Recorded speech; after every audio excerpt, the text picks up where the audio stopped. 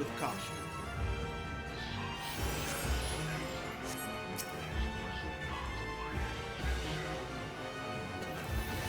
Basic bar path. The only way is through.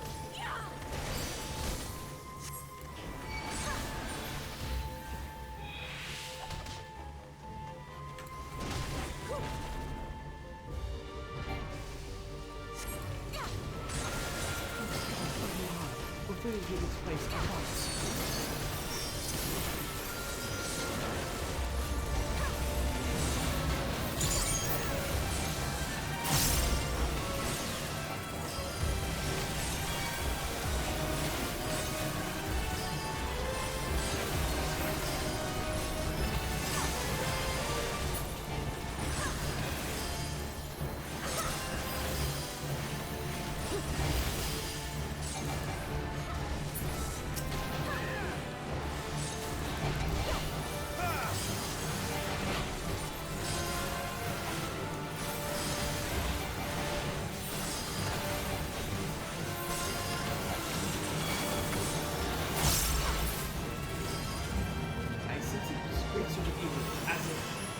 Something has begun. Look, those beastly masks. It's a non-user. Come to life. We'll focus on sustaining the Acrosodora. The rest of you must keep going. Onwards and upwards.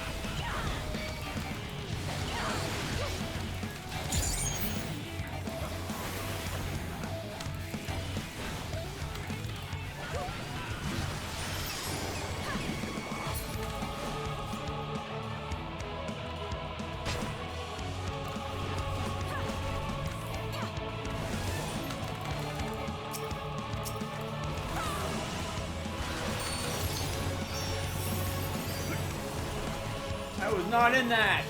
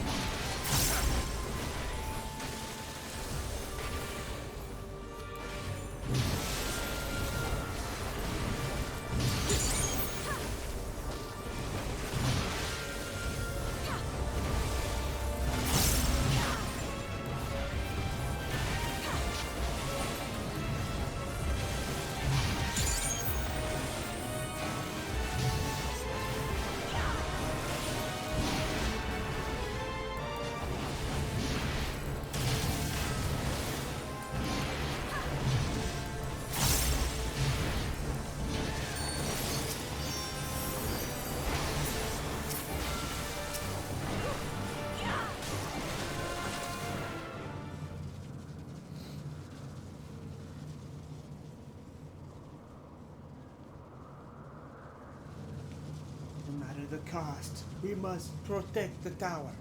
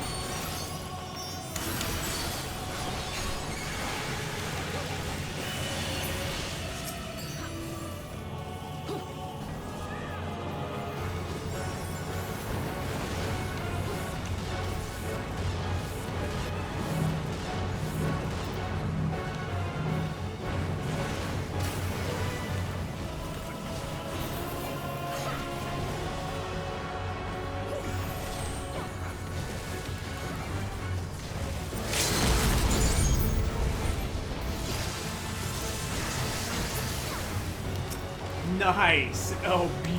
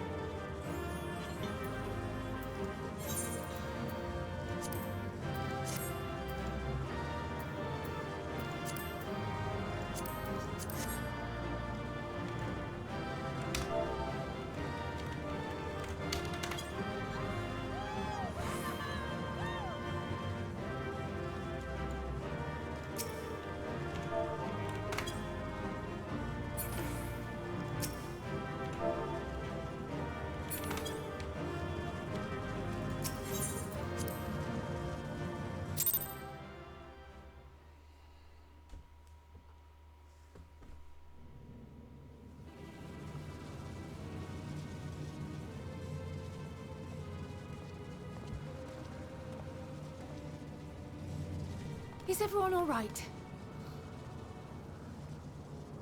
We fortified the captives with what magics we could. Have the defenses been disabled? All appears quiet for the moment. The lower floors were disturbing enough, but this place feels wrong. The ether is heavy and thick, like wading through a quagmire.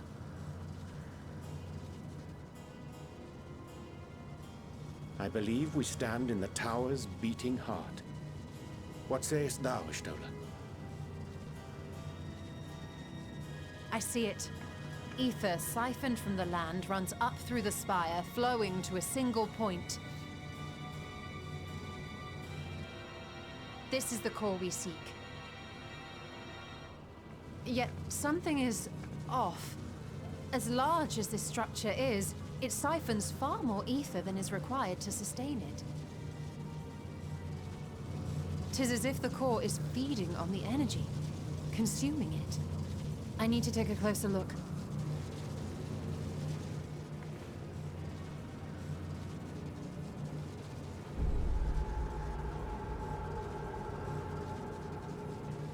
Curious.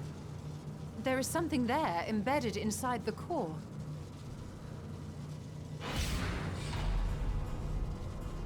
A man's limb. This is what we came to destroy? Yes, if you would be so kind.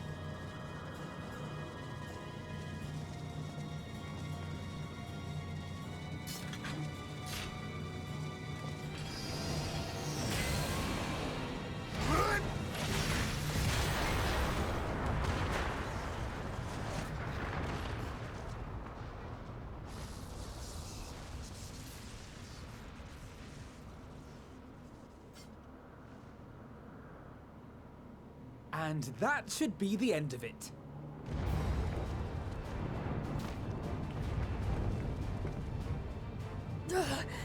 What now? My theory that the tower might come crashing down following the core's destruction doth appear to be correct. Bully for you! And how are we supposed to survive the fall?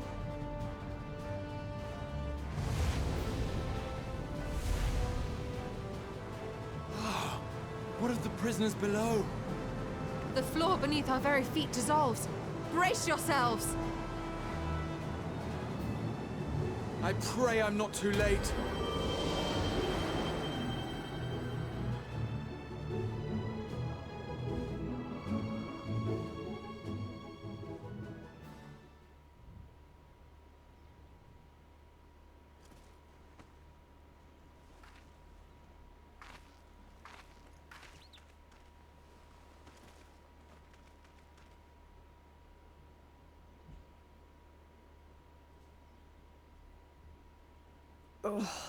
What happened? Where are we?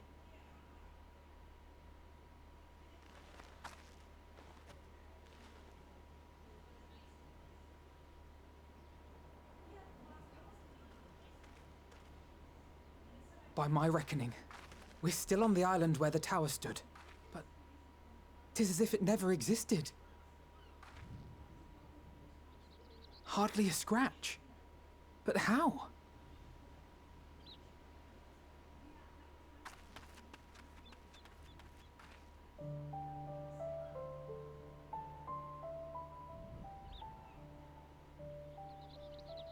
Graha wove a levitation spell at the last moment. Large enough to catch everyone, it would seem.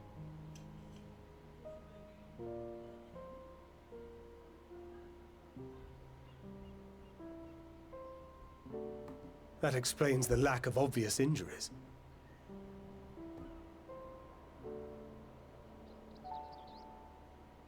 The expenditure of so much ether has taken its toll. He will need plenty of rest, but should otherwise be none the worse for wear.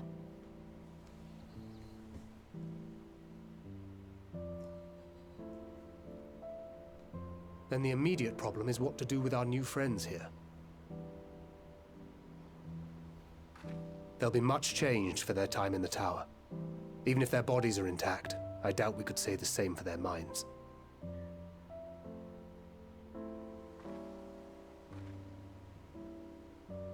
Angelo and I will take care of that.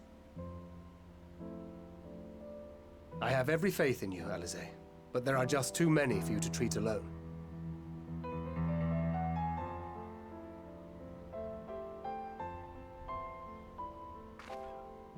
We'll send at once to Eorzea for more Porksies, and call on the local mages to lend a hand. Hail, Scions!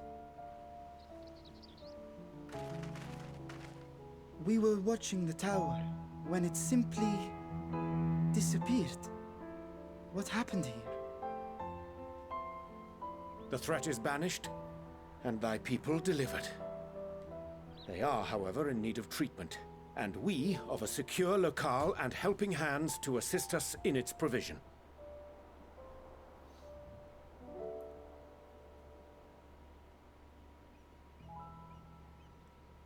You shall have all this and more.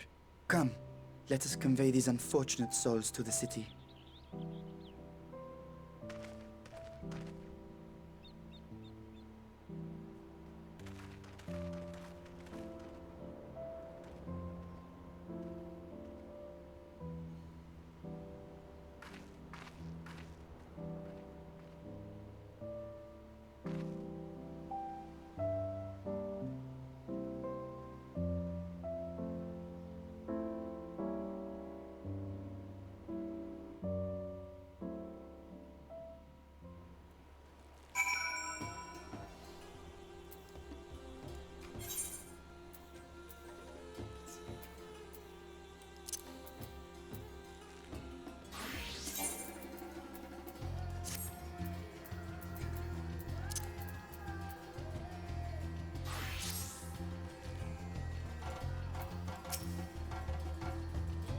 The liberated prisoners are being transported to Razat Hand for treatment. At least the initial will oversee the administration of the temporary treatment, but support the healing spell. We'll go and join them in the city once you've had a moment to catch your breath.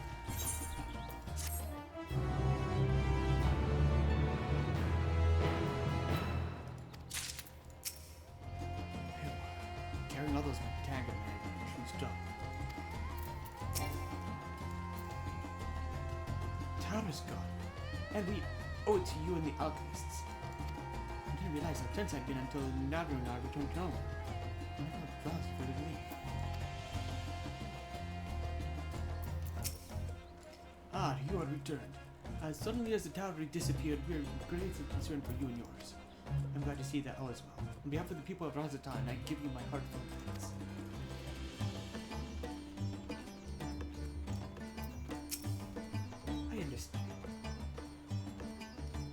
I understand that you and yours dealt with the tower. You've rid us of a great menace, and I don't know how to thank you. As grateful as I am, I regret we couldn't take care of it ourselves. This is our home, after all, and it falls to us to defend it. We must endeavor to do better.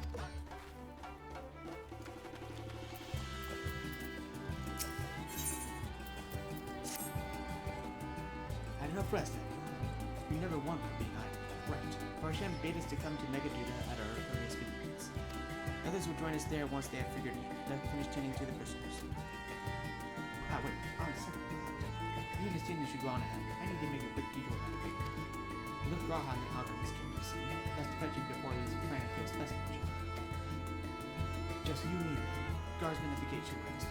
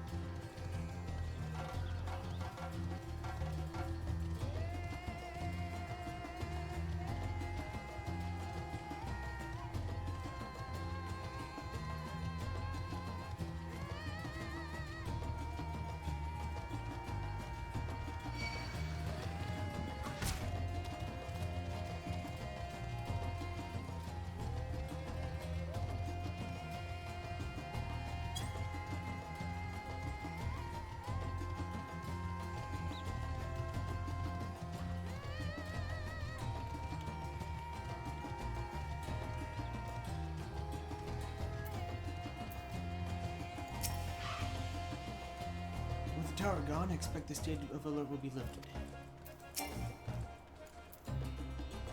Ah, honored Scions! You are free to enter at your leisure. As I cannot leave my post, I'm afraid you must make your own. Should you require directions near the city, the sentry station at the fountain and top the steps should be glad to assist you.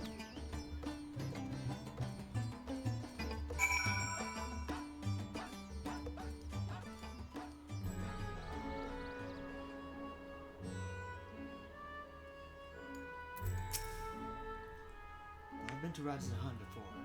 This place is a veritable maze. Rather than risking getting lost, we had best ask for directions from the sentry at the fountain. Lead the way, and don't expect me to act as your tour guide like certain others.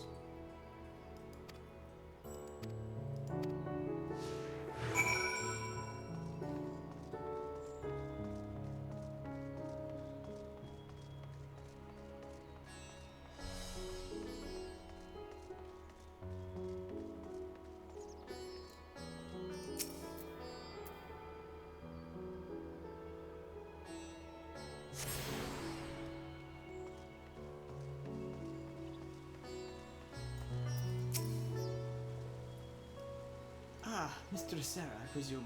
I understand that you are here with an audience with the Saxon. If you provide directions to Megaduda, I should be glad to provide them. The Satrap's residence is situated in Dharma, at the highest point of Razatan. To get there, I would ordinarily recommend a route that takes you by the bazaars in the city's north. To the state of alert, however, most businesses are currently closed and etherite disabled. Such I will provide you with an alternate. First, please ascend the steps next to this fountain and continue left. There are more steps, and upon ascending them, you will emerge on Paxas path. Proceed through the large door on the right, and you will arrive at Ruveda's fiber.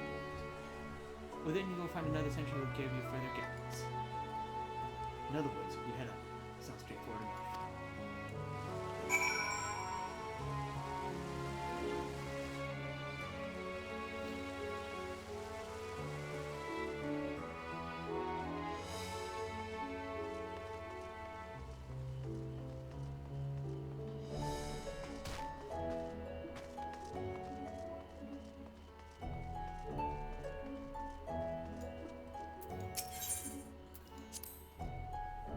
I know about this portal.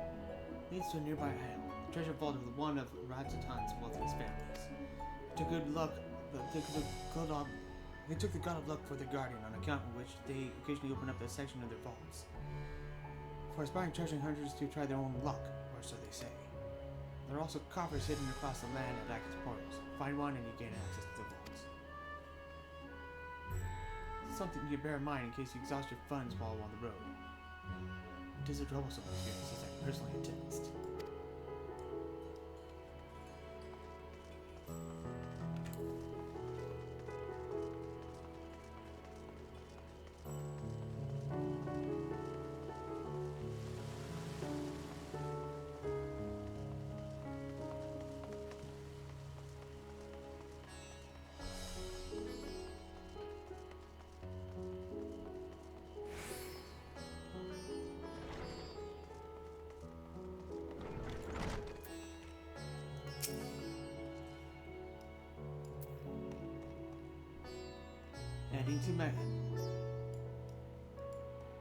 Heading to Megaduda, are you? In that case, please follow the hallway to my right and go to the door at the top of the stairs. You'll emerge at the entrance of the airship landing, where another sentry should be on hand to assist you. Incidentally, if you ascend the stairs to either side of me, you'll find workshops of Ruveda's fibers. Though you're free to observe the artisans, take care not to lose your way.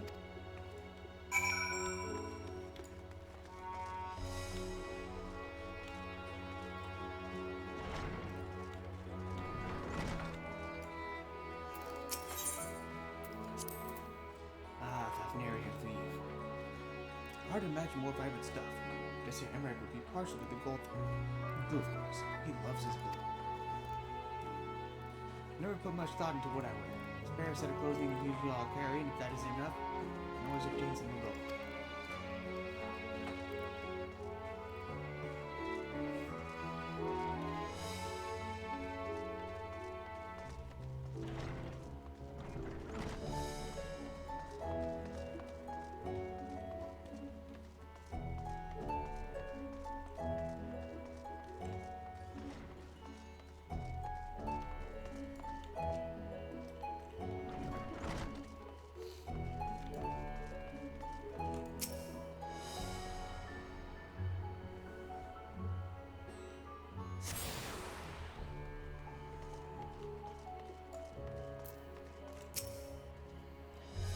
are here for an airship. I'm afraid all flights have been suspended until further notice.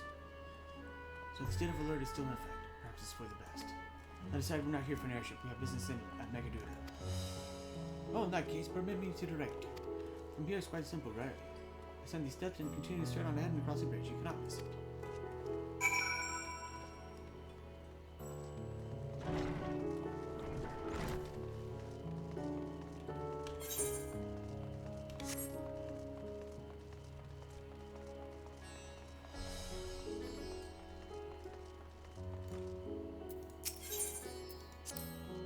I remember passing here by here with Farshad. The situation being as it was, we regretted not being able to show us the sights. Life has yet to return to normal here, but when it does, you ought to pay it another visit.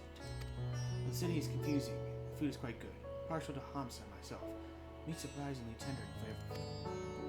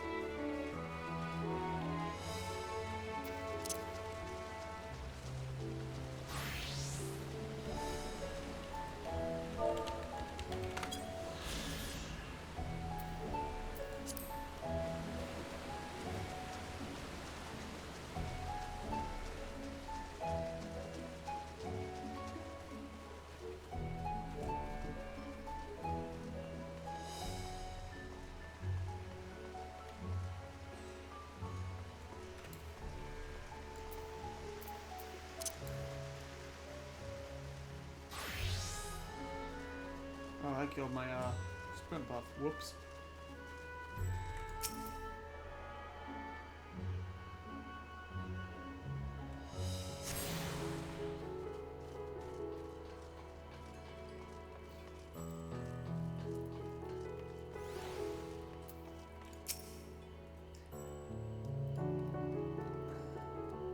Greetings and welcome to Megaduta. May I inquire after your business? We are members of the Signs of the Seventh Dawn, come at the invitation of His Excellency. Ah, of course. We have been expecting you. I will show you into the audience chamber if you would please follow me.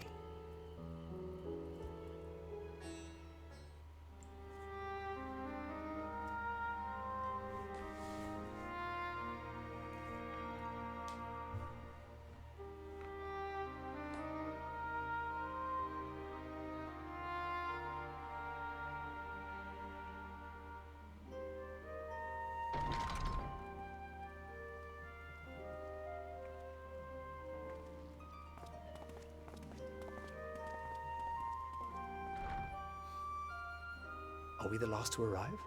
I hope we've not kept you waiting. Not at all. Your comrade is feeling better, I trust. Much better, thank you. Harness remedies are certainly potent, in more ways than one. One becomes accustomed to the taste, although I hope you never have cause to do so. Pray, take your ease.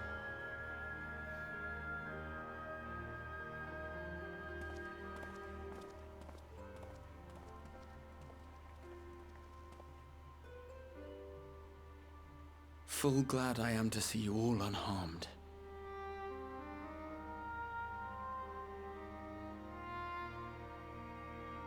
Valiant scions, for your heroism, you have my boundless gratitude. You cast down that dire tower and set free its hapless captives. You cleanse their souls of its corrupting influence. No words of thanks will suffice. In place of platitudes, I offer a bounty of warding scales. Pray accept your due reward, along with the goodwill of Radzathan. Alchemists throughout the land were put to work in the forging of your talismans. The finished ones have been collected, and now await you at the High Crucible of Alchemia. Present this letter when you are ready to take them into your possession.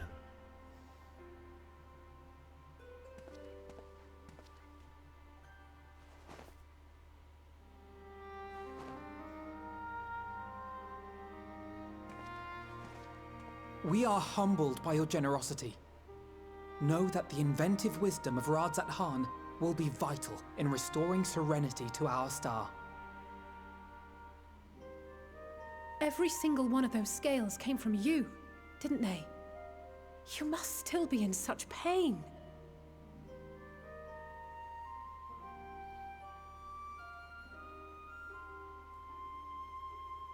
'Tis of no moment. A mere annoyance compared to the dreadful suffering inflicted upon this land and its people.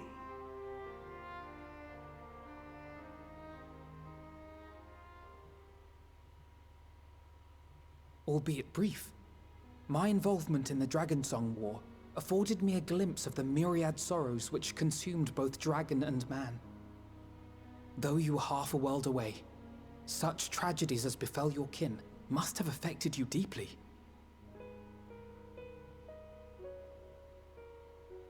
And yet, you chose to live among men.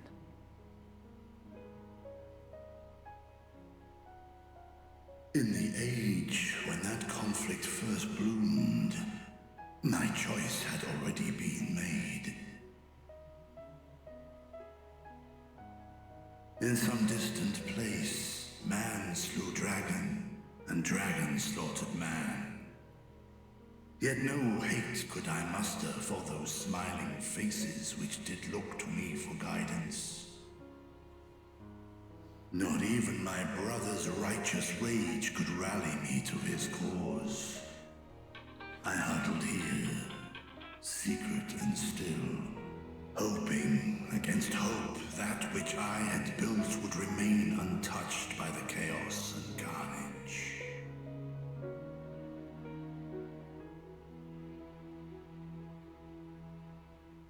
'Twould seem we share the same desire for peace, great Vritra.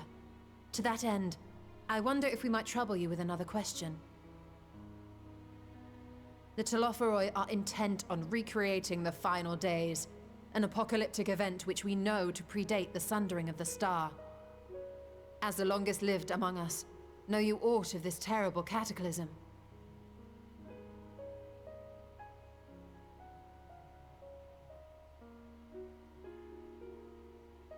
Nay. When war and strife drove my sire from his home, he crossed the great expanse with only our unhatched eggs as company. He alighted upon a shattered source, its 13 reflections long since scattered beyond the rift. Of events preceding his arrival, he knoweth naught, save that which Hydralin hath deigned to disclose. I see. So again, 'tis the inscrutable Hydralin to whom you must look for answers.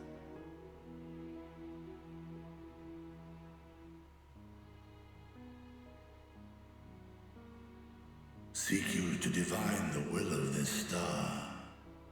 If so, I have a tale which may afford you some small comfort.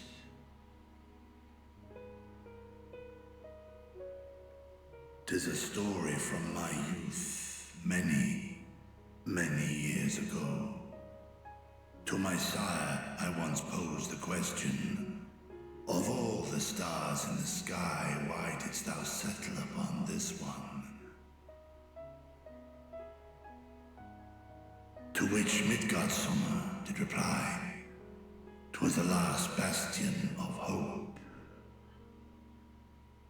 believed so long as Hydaelyn endured, so too might dragonkind. Solemn and portentous were his words. What deeper meaning they held, I could not, dared not pursue. 'Tis a stone I've left unturned ever since. Yet take you solace in the knowledge that whatsoever Hydaelyn does strive towards, 'tis an ideal which hath earned my sire's conviction.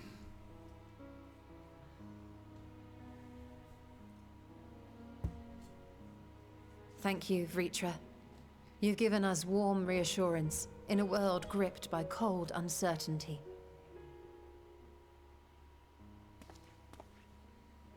While I'm sure we all have a great many questions, I think it's time we collect the talismans and be on our way. Our fight against the Telophoroi is far from finished.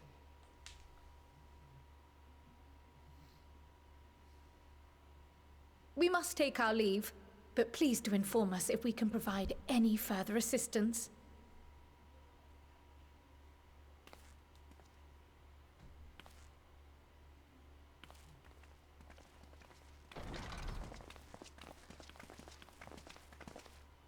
Prithee, a moment.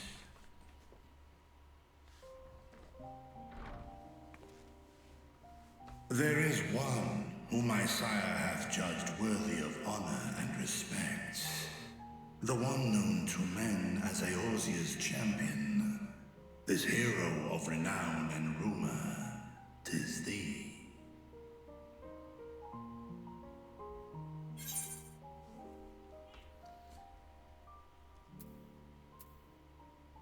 I've not spoken with your father in some time.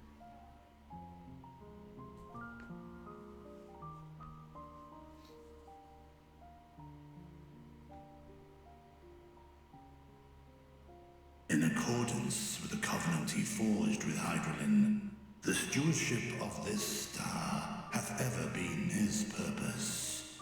Silence in the face of thine actions is the greatest sign of his approval.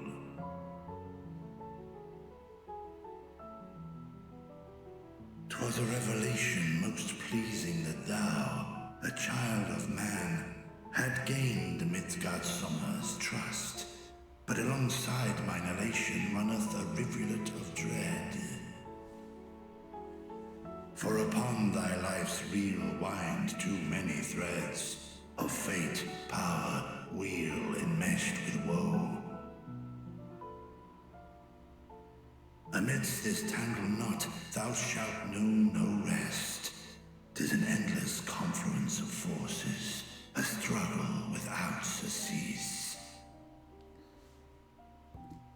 More terrible still is the attrition wrought upon thy companions, as they are swept up in the storm of thine existence.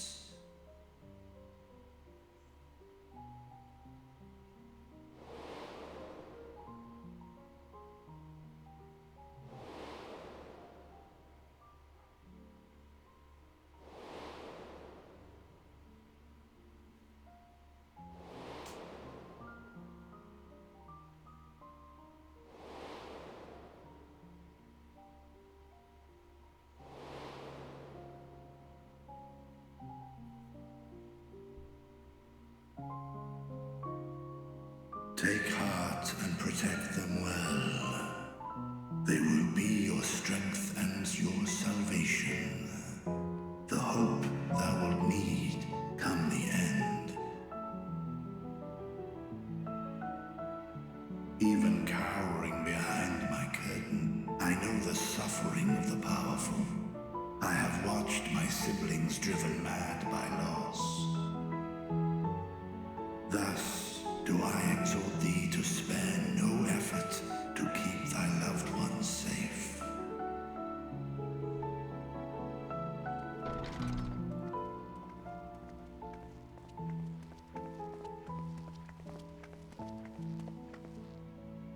Apologies. We hadn't meant to interrupt.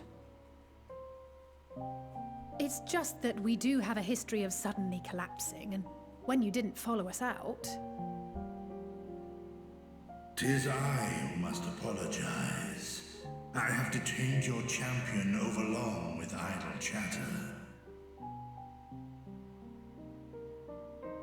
Go. At war's end, I pray I welcome thee back into my hall, where together with thy joyful comrades, you may toast your triumph.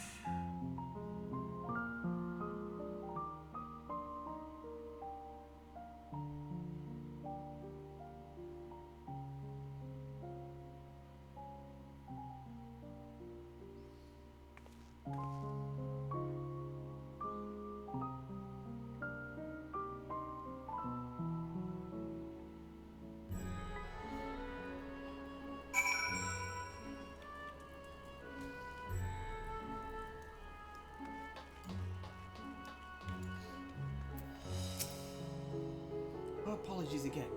I hope we didn't force you to conclude a conversation prematurely. So, what were you and Vitra talking about? Nothing. Very well, if you say so.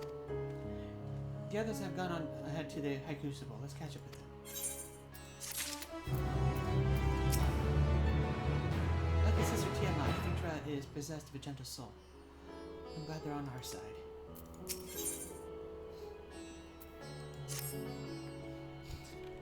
The attendant was kind enough to give me directions to the High Crucible. First, let us return to the Mulberry Orchard.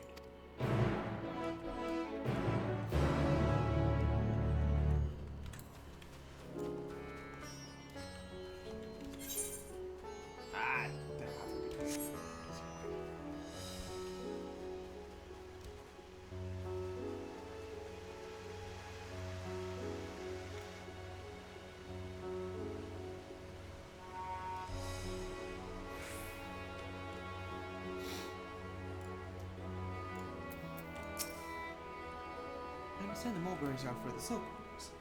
For a stone's throw away from the Stophouse residence. Gives a quintessential Cavanarian flair, don't you think?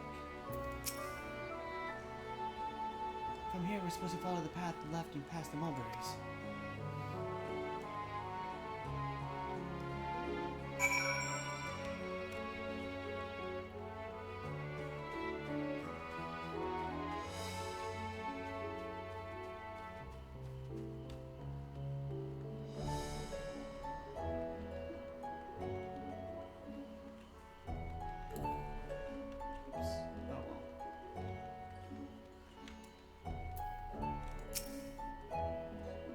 The word "huge" apparently means bind in the local tongue, and this district is so named because it connects all others in the city. If we manage to come this far, we shouldn't have trouble finding the High Crucible, or so I was told. Where the street turns, either into the door, straight ahead, and descend the steps. I thought the exterior was confusing, but it doesn't compare to Razadhan. Architecture and decorations make it even harder to get your bearings. Anyway, let's see where this door takes us.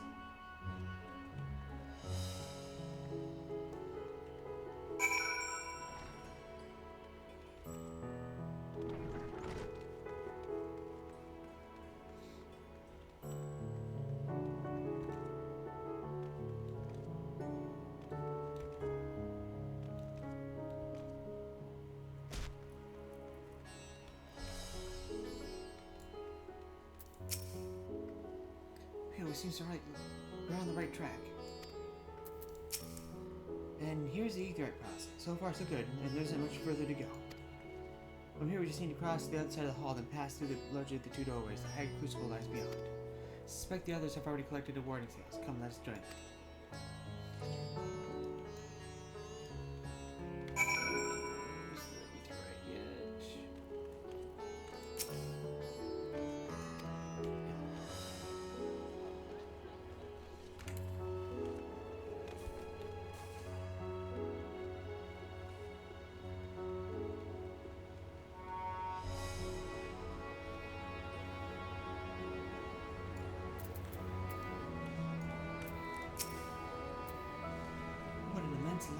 Laboratory.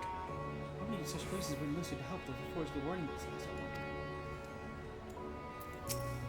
As I heard it, after you defeated Nidhogg, the scales found their way into the hands of the firmament's artisans. Steeped in power as they are, it's no surprise that they're still covered. Still, Strange legacy from the Vengeful War. I'm quite well now, sure. As you say, the longer the taste, the stranger the color, the more effective the remedy.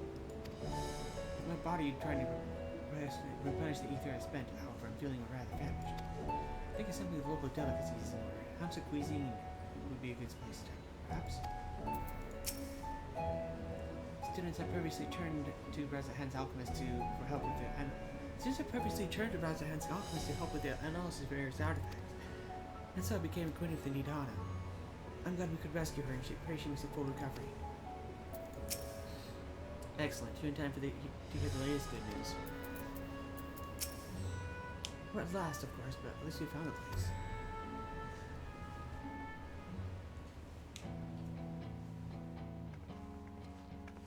These are the talismans we were promised. Yes, and I made a quick count. There are far more than we could have hoped for. Enough to outfit an entire company of soldiers, in fact. Considering the involved process, that they were able to manufacture so many in such a short span of time is nothing short of a miracle. Once we have distributed them to our allies in Eorzea and the Far East, we'll have a fighting chance to bring down the other spires, just as we did with the Tower of Zot. Or we could use them to invade Garlemald proper, and strike directly at the Telophoroid's base of operations.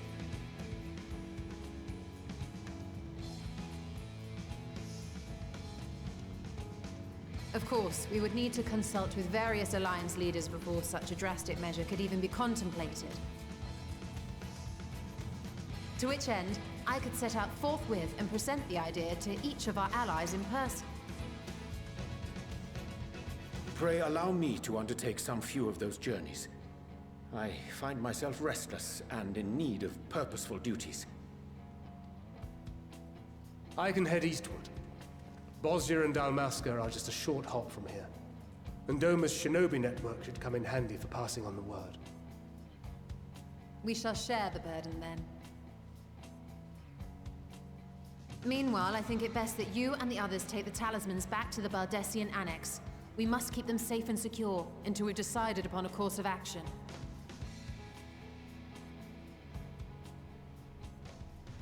Please, I must speak with you.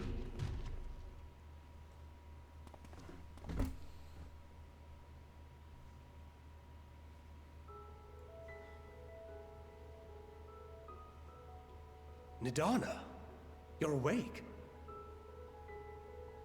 Yes. When I spoke with the carer at my bedside, she told me that one of the scions, a young woman, had cleansed me of the tower's corruption. It seems I'd been asleep ever since the treatment. But when I awoke and learned you were all still here, I knew I had to come.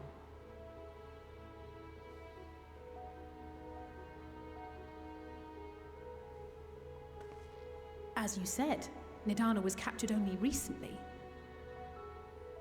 Such a brief exposure is swiftly cured, so I tended to her before we gathered at Megaduta. And I am truly grateful that you did. I cannot thank you enough. All of you, for everything you've done. Destroying the tower, rescuing our people. You've saved Thavnair from an awful fate.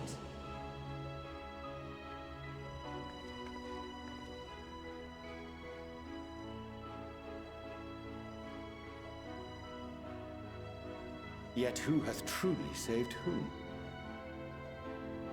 Due in no small part to thine inspirational courage, the alchemists were successful in reproducing warding scales of proven efficacy. Replications of thy work now stand ready to travel across the seas, unto the hands of those who might wield them against this rising evil. The talisman? Is this true?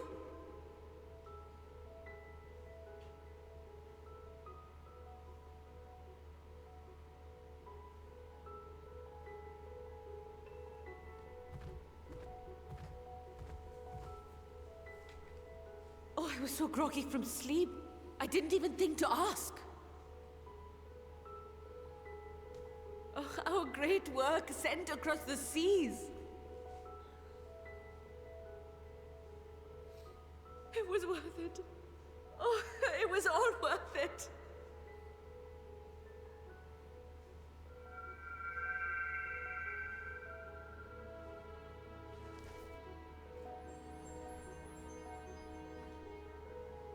Look at that! Its color is completely changed.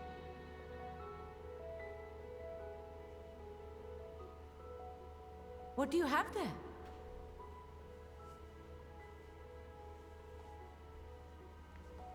How unusual. I wonder if the effect is a reaction to Akasha. I'm afraid I'm not familiar with that term. Akasha? It is one of the unseen energies defined by Harnish alchemical theory. Though a gross oversimplification, some describe it as an essence influenced by feelings. You imply that it is distinct from ether? Foreign scholars often conflate the two, but we see them as separate concepts. Ether is an energy which permeates the land. It exists within animals, objects, even the air we breathe, affecting all through which it flows. Akasha, on the other hand, exists in a domain beyond our reach. A gift bestowed from on high, or torn from the heavens in some traditions. Akasha can neither be created nor destroyed. It is beyond our power to purposefully alter or manipulate. The only thing observed to influence it is an abundance of, I want to say, spiritual emotion. As a veteran of the battlefield, surely you've experienced moments of desperation or exaltation when you've transcended the usual limits of your capabilities. That is a manifestation of Akasha, the invisible essence harnessed by heart, mind, and unyielding spirit. I really must hear more about this theory. Our disciplines are based entirely upon the idea that ether is the fundamental form of all energy. I'm glad my haphazard explanation has piqued your interest. But even for us, Akasha is a somewhat abstract field of study. A lack of practical application lends itself poorly to formalized research. Which is why my analysis of your flower can amount to little more than idle speculation. I am sorry. Nonsense! You have nothing to be sorry for. Your insight is much appreciated.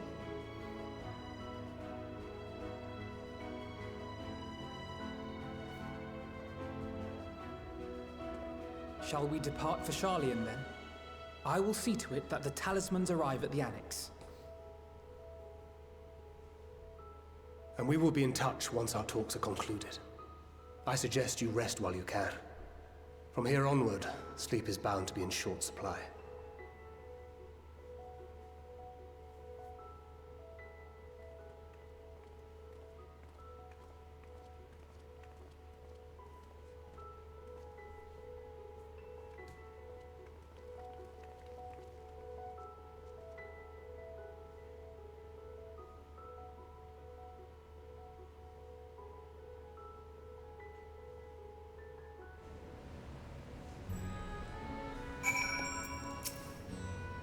The last thing I remember before being absorbed into the tower was you rushing towards me. I can only imagine the hardships you and yours must have had to overcome to rescue us. No amount of words will suffice to express my gratitude, but I hope that the flower's radiant glow says everything I cannot.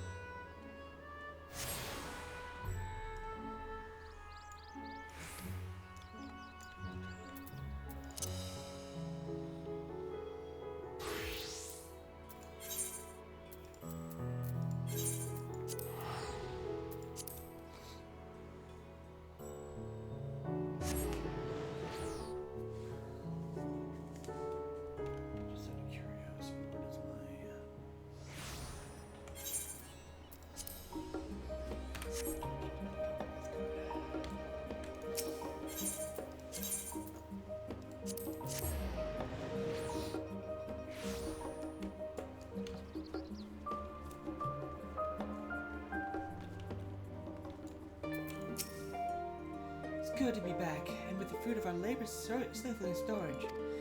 For now, we've have but to wait for the others to return from their respective meetings with the Alliance leaders. As Thancred suggested, we should get some rest in the meantime. Welcome back, sir. Crowley surprised me for recent accomplishments. What an amazing feat to eliminate a tower and pave the way to deal with the rest. Well, it isn't much. I've changed your sheets and plumped up your pillow. After all, it's nothing like collapsing on a nice clean bed after completing a major milestone. And a thesis are defeating deiform entities. So, would you like to take a look at your new and improved lodgings now?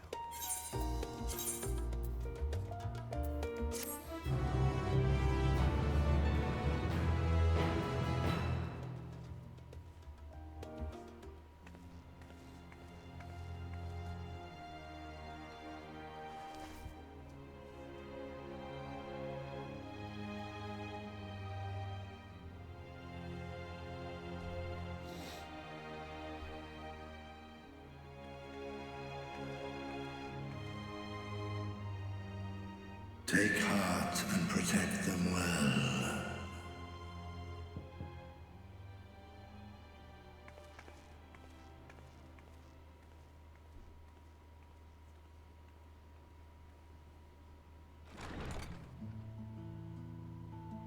Good, you're here. You haven't eaten yet, have you? We've bought quite a spread if you're interested. Only the finest dining from the last stand.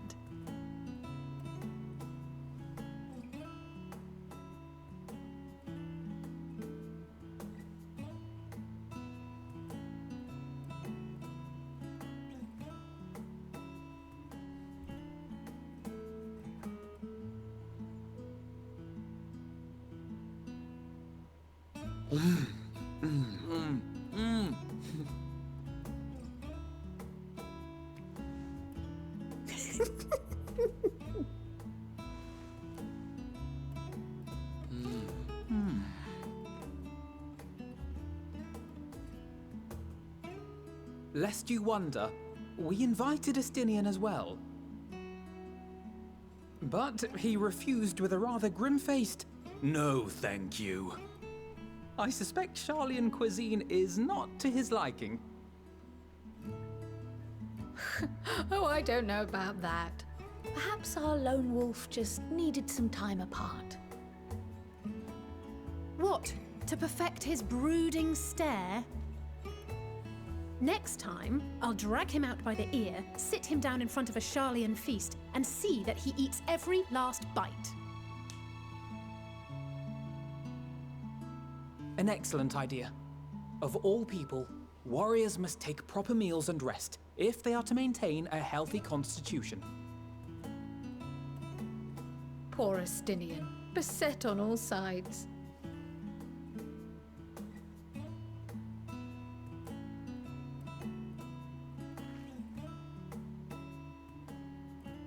Speaking of one's physical condition, Mistress Cryle, I hear you recently played literal host to Heidelin herself. And what an experience that was. Tiring, yes, but no lasting harm done. If anything, I should have liked to speak with her longer. I've not felt a hint of her presence since. Heidelin instructed you to carry that flower, yes?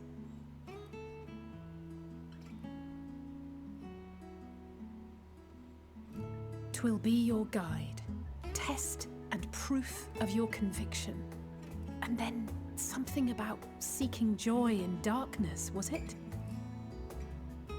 Come to think of it, isn't that what happened with Nidana back in Radzat-Han? The flower did seem to radiate a joyful glow, as if reflecting the elation we all felt, the relief of a people with renewed hope. Indeed, and in turn, I felt buoyed by that radiance. 'Twas akin to spotting a beacon and knowing we were on the right path.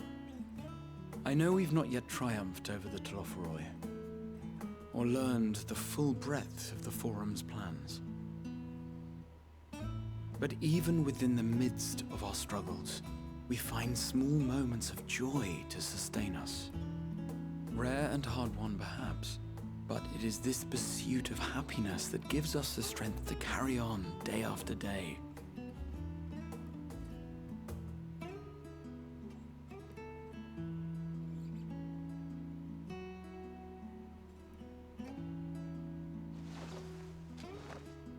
Hey, that's mine. To the swift the spoils. Though I recall that levitation spell of yours was quick enough. Only barely. And even at my best, I'm still too slow to wield it effectively in battle. Mayhap I simply require more practice with this new magic. You unearthed it from the depths of Numenon, I presume? Aye, and from a veritable mountain of arcane tomes at that. 'Twas necessary to facilitate my solitary explorations. Or, to put it simply, you used it to sneak around the Forbidden Archives. Yes, well, after a fashion.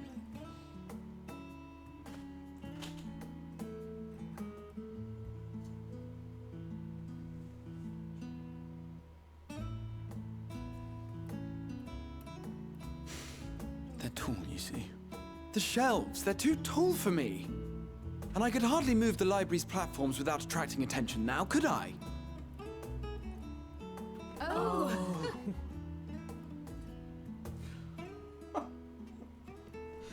Oh, Graham.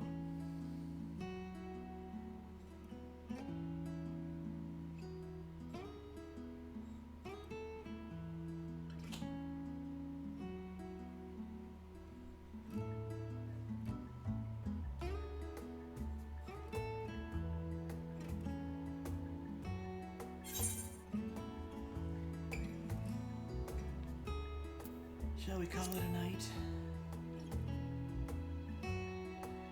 One last cup of tea, then.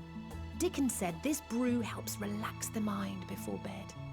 And gave us some leaves for free.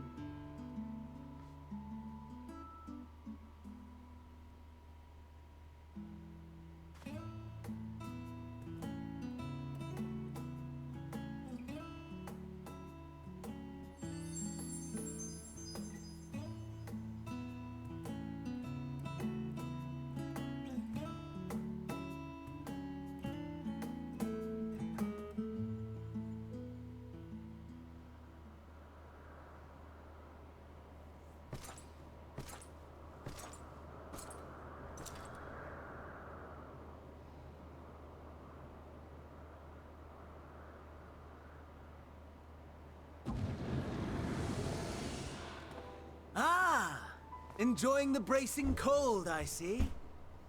Do you not own a warm coat or a cloak? Something in fur?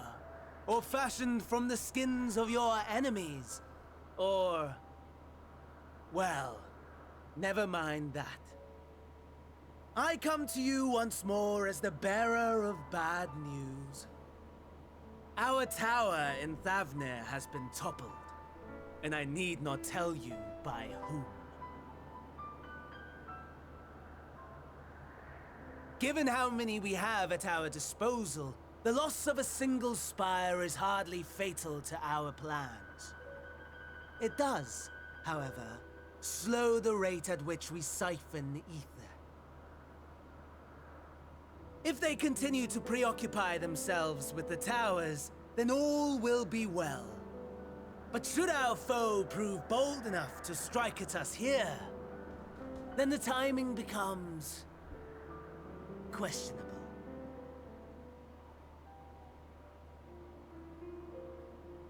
Our foe is bold enough. Of that, I can assure you.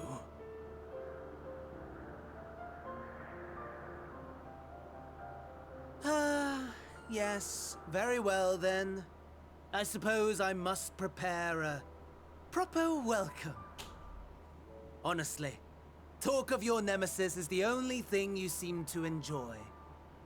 Does nothing else spark your interest?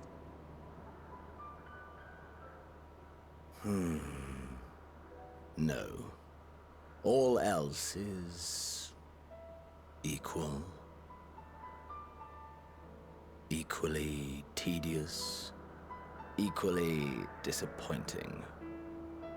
The world is a tepid bog into which we sink, too weak to thrash as the mud clings to our eyes and fills our throats till we blissfully choke.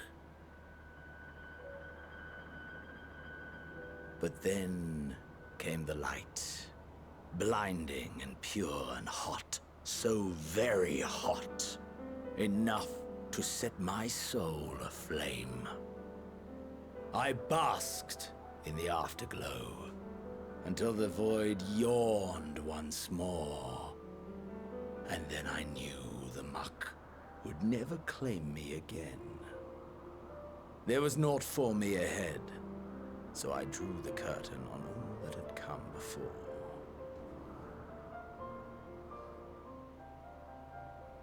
Burn, burn, let the whole star burn. I will have my contest. I will reclaim my moment.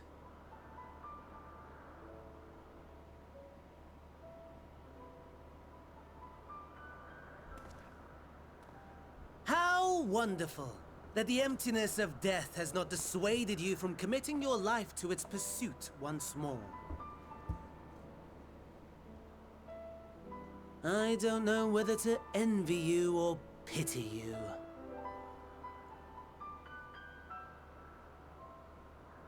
You question my disinterest, but what of yours? Despite your noisome antics, I sense you take little pleasure in this endeavor. Mercy, my lord. Such pointed barbs from one who barely acknowledges my existence. Nevertheless, you are mistaken. For I do find this part somewhat enjoyable. You see, when I was mortal, I would always have the same dream. It was a fragmented thing, disjointed, all the faces incomplete. The setting, too, was unknown to me, so I thought it simply a fantasy of my sleeping mind. Until one day, I realized it was showing me the truth. Much as your dream of the final days enlightened you.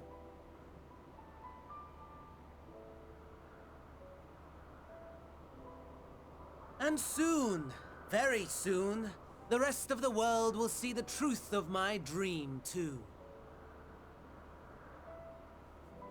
Yes, I think that is something we can both enjoy.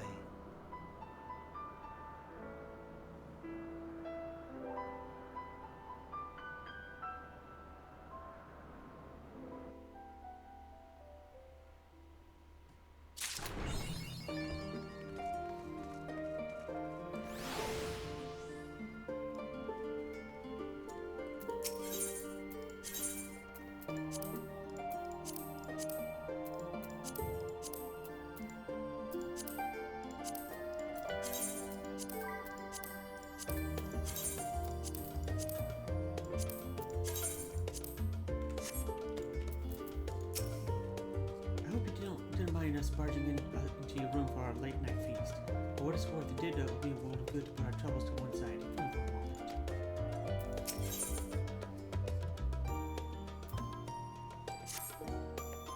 Oh, there you are. Feeling refreshed, I hope? I was about to make my way to the studio as it happens. I wanted to try to speak with Scholar Monteshane and thank him for coming to try rescuing the rostrum. So it turns out he'd come to see us following the hearing, only to find out he had already departed for Tavern. Knowing him, he was probably hoping to chew the cud with some of his former students. Since we were waiting for his to join the others, I thought now was the perfect time to pay him a visit. Care to join me? Then it's settled. The twins will be coming too, assuming Alphino can tear himself away from his new toys. I'll let you rally the troops so I've gone ahead to the phenomenon. Considering my recent impropriety, perhaps I should avoid showing my face around the studio for a time. That might be for the best. If the others should return, tell them we will not be long.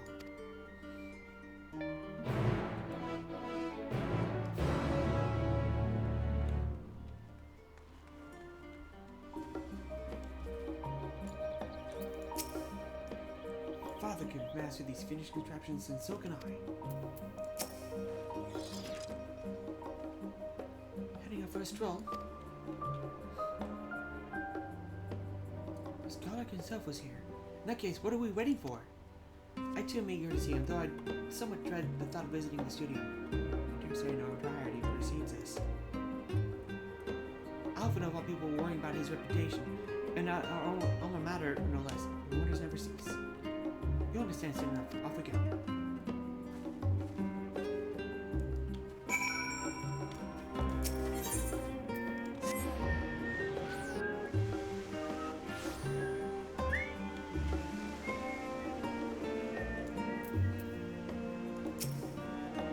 It was only like yesterday that I walked through these doors. See that sculpted picture over the entrance? That's the mark of Thaliag, the scholar, bearers of the word of their knowledge. It's no exaggeration to say that Shali itself is one enormous shrine to him, and that's especially noticeable here in the studio.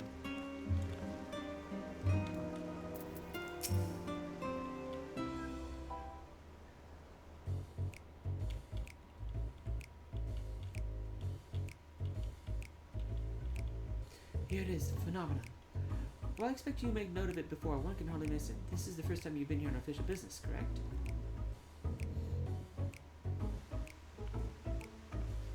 While most of the space is taken up by expansive auditoriums, it also houses numerous laboratories, testing grounds for experimental magics, and a host of administrative offices and so forth. At the center, what would later become the studium, was established to promote the study of theological phenomena, hence the name. Though, with ether being a fundamental aspect of nature, the scope expanded to include every conceivable facet of life and even the universe itself. And then, in the 432nd year of the 6th Astral Era, the phenomenon was just decreed complete and the studium officially opened as a place of learning. For a long and storied history, it is without question the world's leading authority in theology, the arcane, the occult, astromancy, and countless other fields, standing proud as Shalian's foremost educational institute. You always did enjoy giving the grand tour to new students. Indeed, I've long since lost track of how many times he has recited the same father's speech, such as his undying love for his own stamping ground. He was on top form back then. Youngest entered the studium, graduated with the highest honors in magical arts and ethology, undisputed champion of the debating chamber. Hold on, we both joined the studium at the same age, yes? From where I stand, you're equally prodigious scholars. Nice of you to say, but Alphino actually entered at a half year before me, nor did I do well enough to graduate with honors. I am certainly not the studium's most notorious master debater. In all respects, I've ever been in his shadow. If nothing else, just remember that this was where the legend of Alphino Levier began. We should expect everyone to be fully aware of our recent escapades. Hopefully, we're somewhat more welcome here than when we were at the last stand. I know better than anyone the adoration of the student body has for Alphino, and with a bit of luck, it might work to our advantage.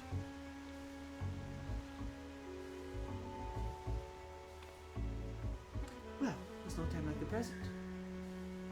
First things first, let's look for a scholar to Marcinet. Other faculty tend to frequent their offices. My personal guest, he's fond of more and whatsoever his whims take. Let's put up and ask the students if they've seen it.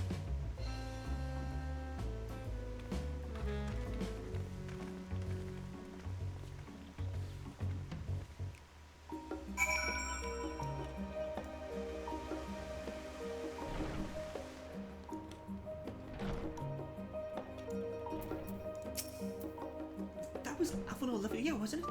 The Alphino Levier. And his youth is Sister Master Baldazin's granddaughter. It's gonna only be one thing. An event of epic shattering proportions is fast approaching. Spread the word! Oh, sorry. You said you're looking for the scholar, yes? Knowing him, he could be anywhere. Miss Aliaplo should have a better idea.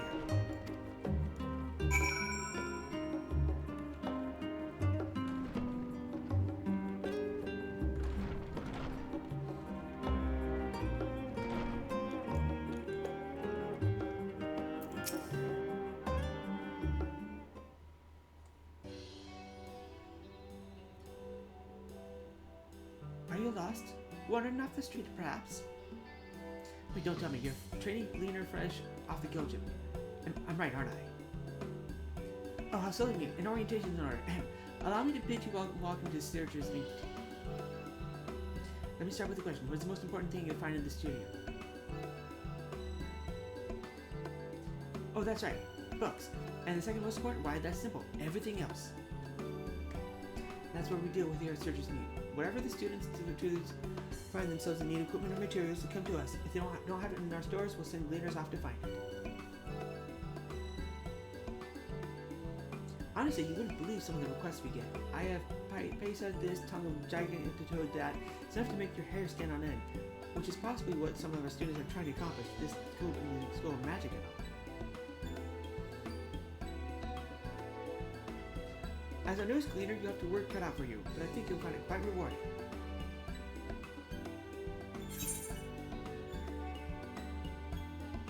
I've tracked out miscellaneous knickknacks in my time, but I'm no gleaner.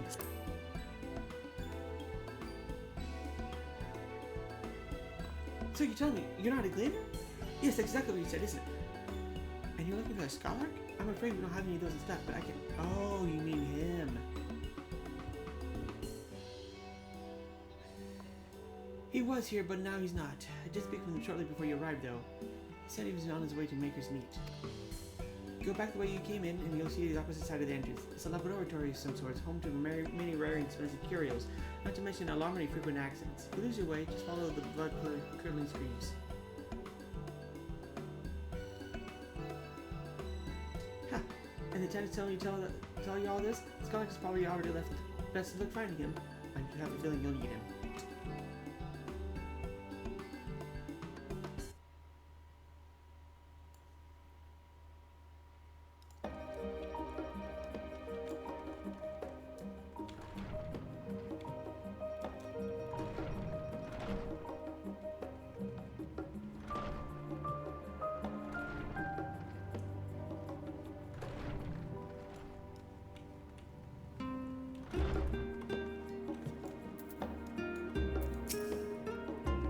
Yes, the scholar here was here a short while ago. He offered me advice on my current research project. Though we spoke at length, I don't recall him mentioning where he was planning to go next. When he parted ways, he went down the corridor, perhaps to one of the auditoriums.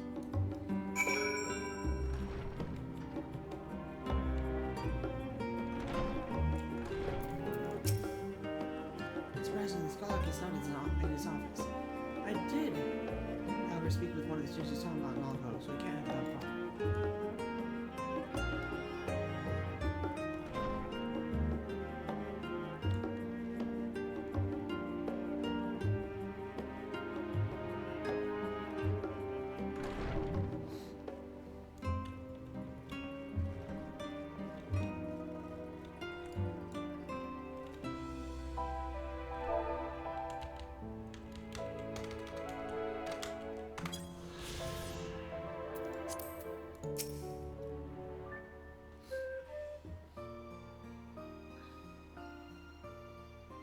Ah, I remember you.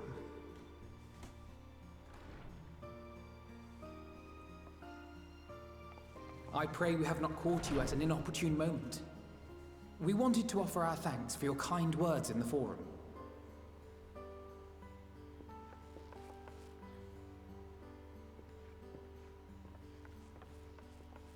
Well, I could hardly let that inquisition go unchallenged. I've always believed that curiosity should be nurtured, not stifled. Thankfully, a majority of my colleagues agreed. A slender majority, aye, but a majority nonetheless. Had the vote not gone our way, we would be having a very different conversation, if any at all. Though I'd like to think you would have not given up on our cause. I'm told you paid a visit to the annex afterwards. Yes, that's right. I was hoping to speak with the grandchildren of my dearly departed friends Galuf and Louisoix in a less dour setting. But it seems I just missed you.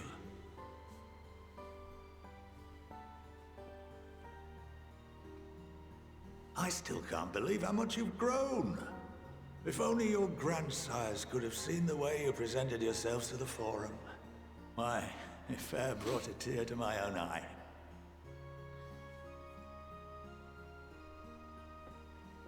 You must have the patience of a saint, putting up with this lot and their antics. Never mind Matoya's prize student. Luckily, I know a thing or two about managing unruly younglings. If you ever need advice, don't hesitate to ask.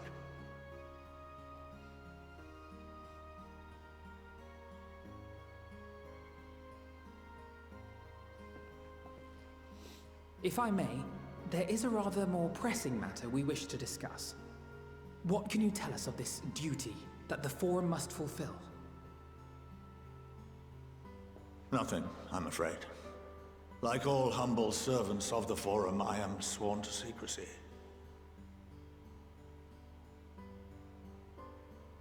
Or rather, I couldn't tell you if I tried. Our duty is of the gravest importance. Furthermore, if the particulars were made public, it would incite widespread panic. As such, those entrusted with this duty have been bound by an enchantment, which prevents us from speaking of such matters without the express permission of the Forum. How is that even possible? It's been some time since I last gave a lecture. Please, take a seat.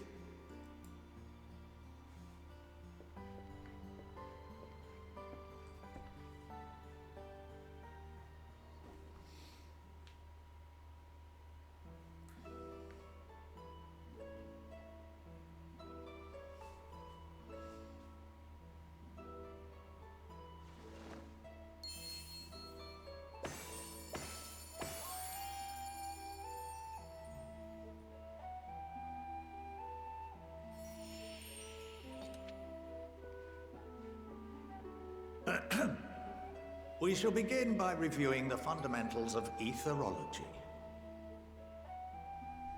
The ether, which imbues us with life, can be categorized into 3 forms. 2 are of the incorporeal sort, the soul and the memory. Can anyone tell me the third?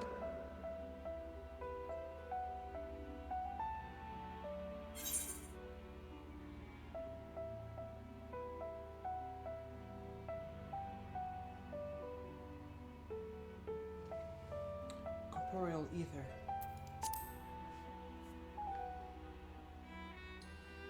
Yes, very good.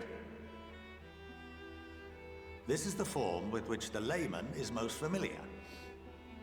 Consumed by even the simplest of daily activities, and replenished by the food and drink that sustain us, this form of ether is in constant flux.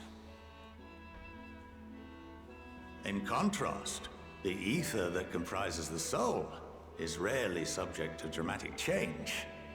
The same can be said for memory, as the two are intrinsically linked.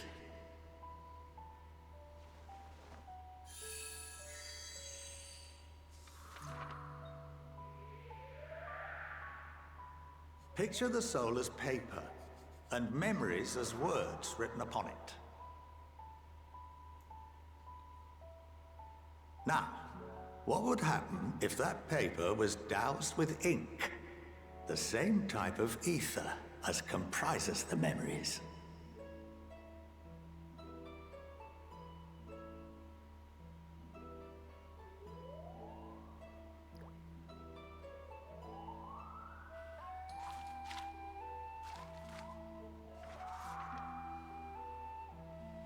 It would blot out everything that was written. Precisely. We would be unable to recall the memories, and any activities that depend upon them would be hindered as well. In fact, this exact phenomenon was observed on a vast scale not so long ago.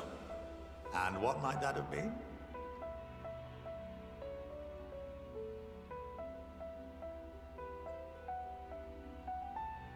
The 7th Umbral Calamity.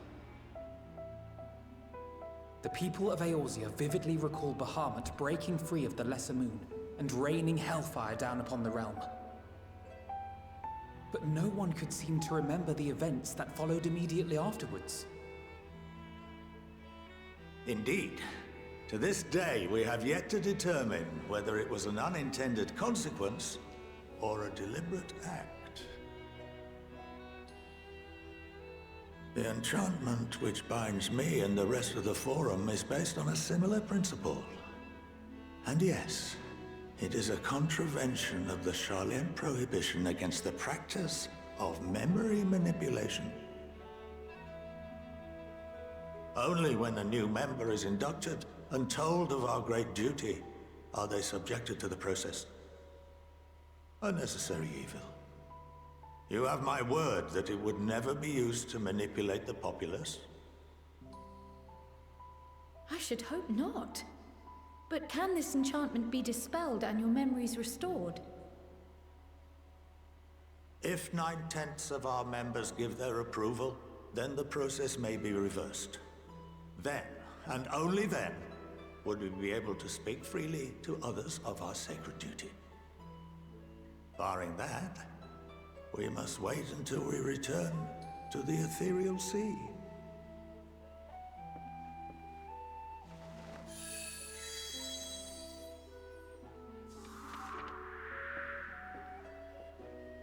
For there we will be purified, the blots upon our souls washed clean.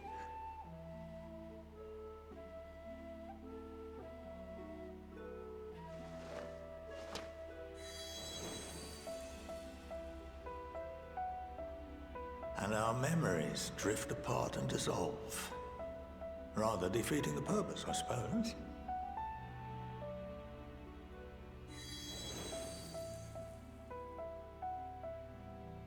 But there are those memories that are indelibly etched upon our souls, some believe.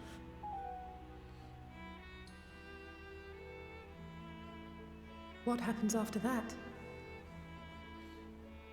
We are reduced to pure ether, coalesce with that of others, and create souls anew.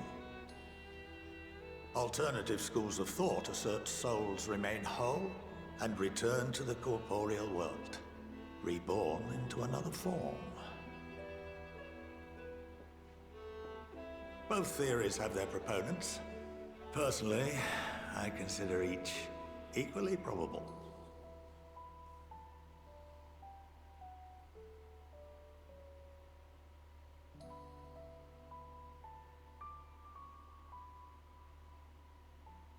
Well, I think that's enough education for today, now that I've given you some food for thought.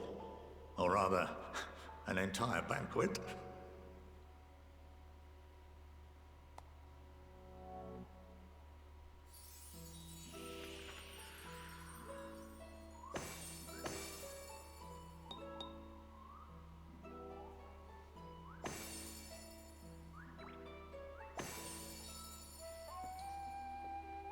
I would remind you that although I'm unable to assist you with certain matters, the resources at my disposal may still be of use to you.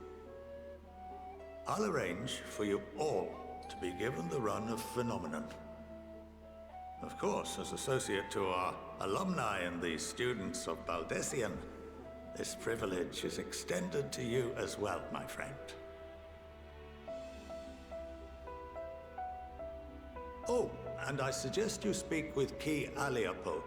She's well known among the artisans of Sharlayan, and her network of contacts may prove useful in your search for knowledge. I wish you all the best in your pursuits, wheresoever they may take you.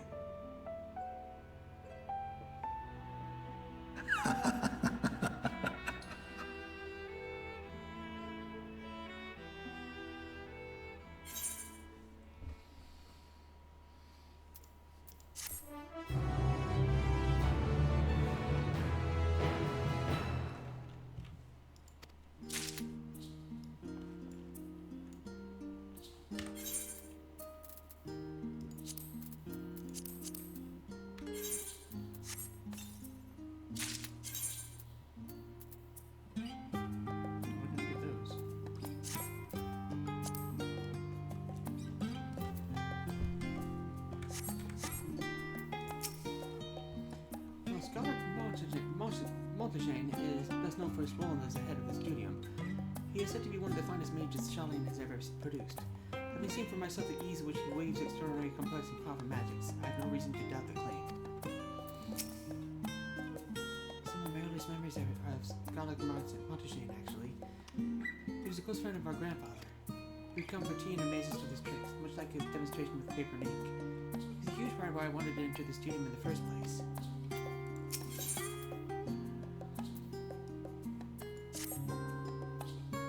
Well, that's giving me much to mull over. I feel as though we're one step closer to understanding the form's true motives and the mysteries of life itself for good measure. It's funny, I came here with the intent of expressing my gratitude only to leave more indebted than before. I have a feeling his friendship and support will be of great boon to us some great days to come. And on that note, let's head back to the annex. Perhaps on the way you could better acquaint yourself with Kialco as the scholar suggested, while I share our findings with Roth.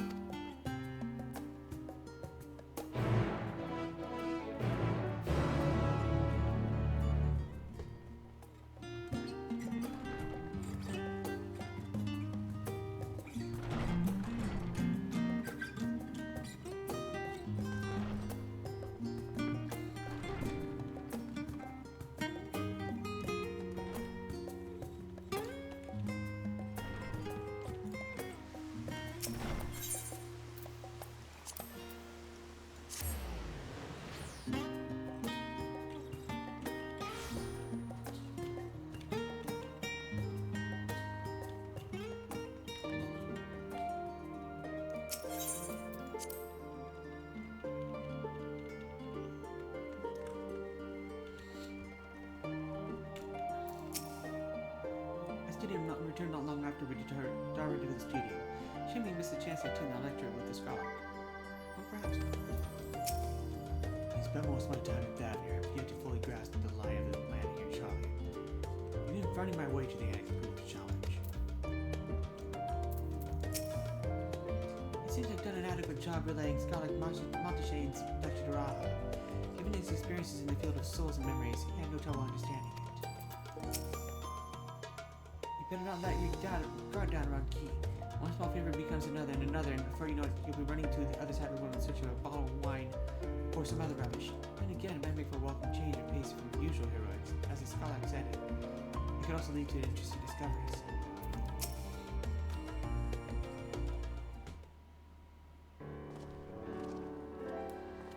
Welcome back. From what I hear, your trip to the studio proved most educational. While you were away, I received word from my fellow Science. As expected, the news of the warning scales was met with much joy. Preparations are now underway to bring the leadership of the Grand Community of Eorzea and the Eastern Alliance together to determine a way forward. Our friends have asked that we bring the scales in opposition to Limsa Limits.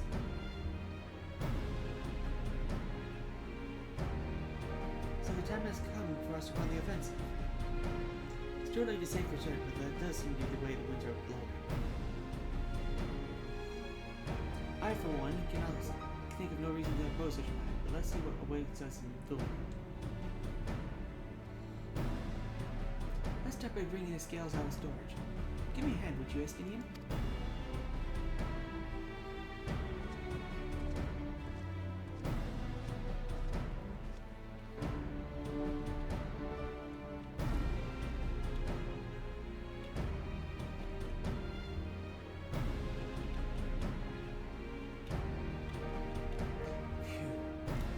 Are so heavy. I shouldn't complain though. Creature and the alchemists of the great work put their heart and soul in each and every one of these scales, so we must treat them with the utmost care.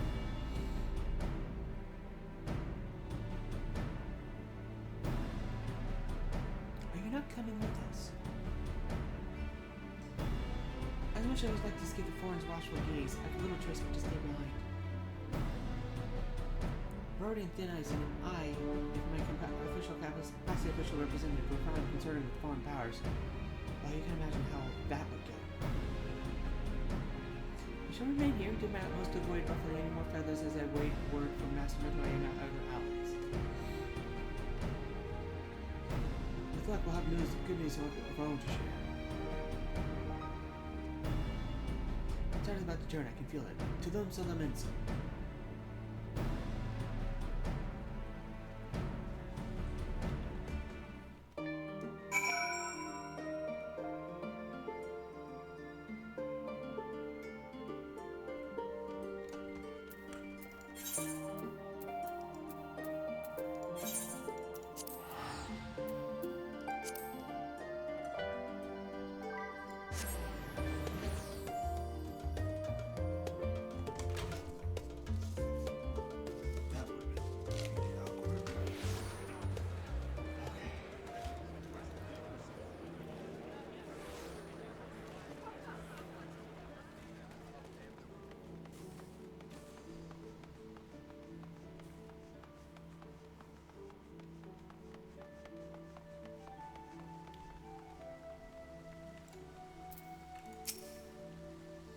I was told to expect you.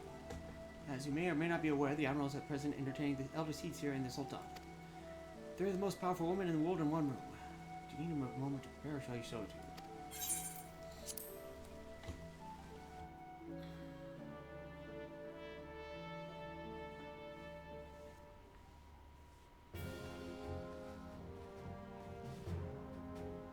My apologies for calling you for certainly on such short notice. On the contrary, we're honored and grateful, pleasantly surprised to be joined by such esteemed company. It was only right that this discussion be conducted in person. We are locked in a war of attrition. As forces struggle to continue the threat posed by the towers, it is only a matter of time before we are overwhelmed. Victory will be claimed by this through decisive action, and we have taken the initiative to set the wheels in motion. It is reassuring to learn that we are all in accord. But I might ask what your plan entails.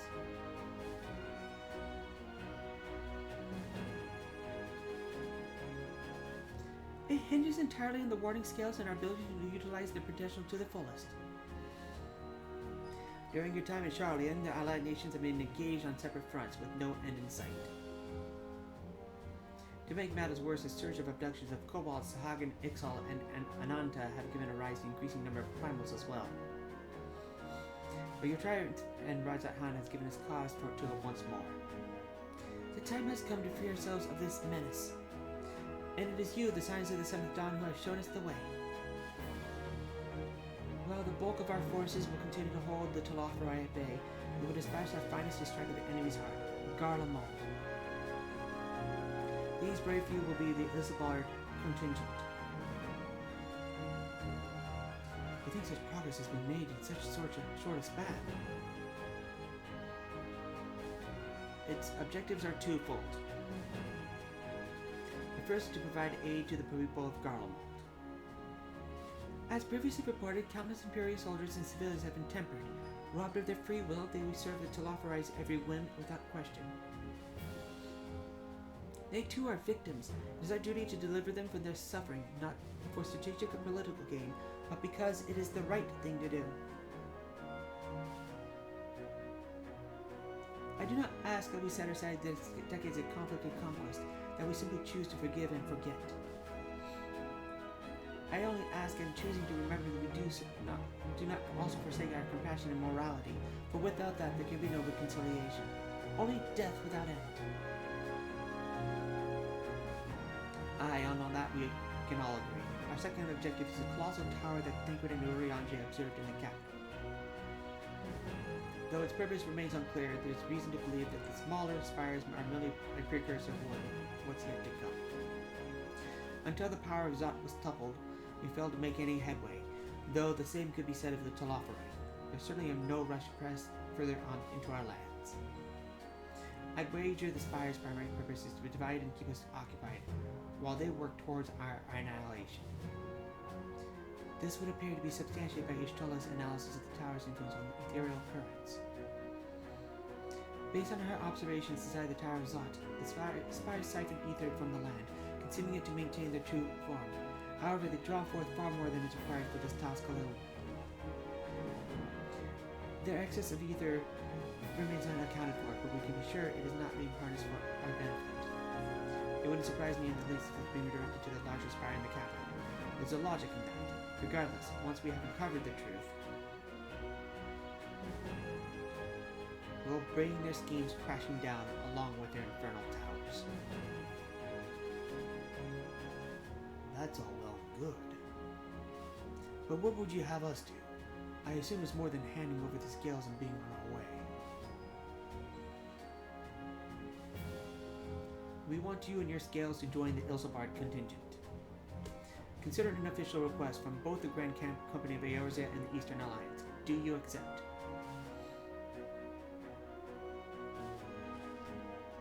Perhaps you should be the one to answer that.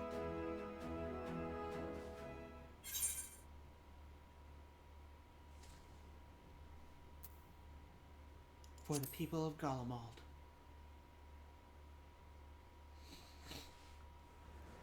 Couldn't have put it better myself. Stola, Thancred, and Oriange have already pledged this support, and on their way to meet with the rest of the contingent. They were positive we would come to the same decision as they did. Luckily for all, the prediction was correct.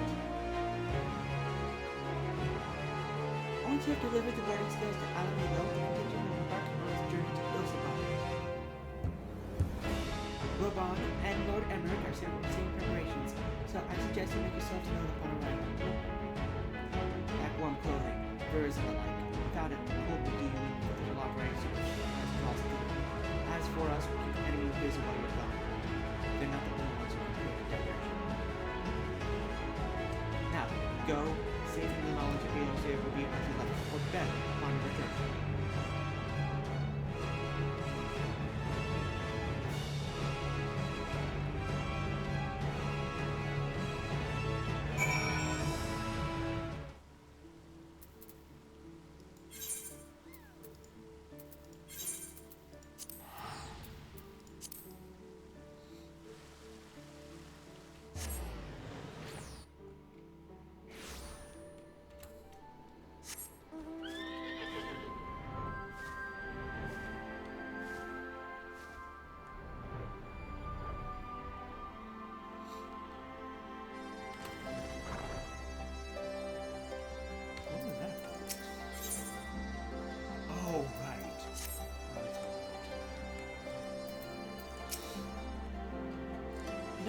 Looking forward to seeing who's been selected for the Ilsabard contingent. I have a few people in mind. Care to make a friendly wager? I'll admit, this is all rather daunting. They're not going the way I was expecting. We're standing shoulder to shoulder with our alliance's finest, the best of the best, Warrior Light, and well, me. Silly, I know. Perhaps it's my way of distracting myself from the part I should be worried about, watching the golf. Most good Thancred and you arrange the conditions we can expect in golf. I know it's cold. How cold? I'll even keep my ears covered. But I'm a bit sensitive at times. I'm glad you actually brought that up. If Emmerich asks of me after me, say I'm getting fine and leave it at that. Don't you dare draw out breath a word about the cord. Ah, fancy meeting you here. Just a mutual friend is setting a new life as a scion. Collaboration never was his forte. The moment the fighting ended, off he'd go like a gale cat swept up in a strong breeze. But rest assured, he will always be there when you need him. Probably.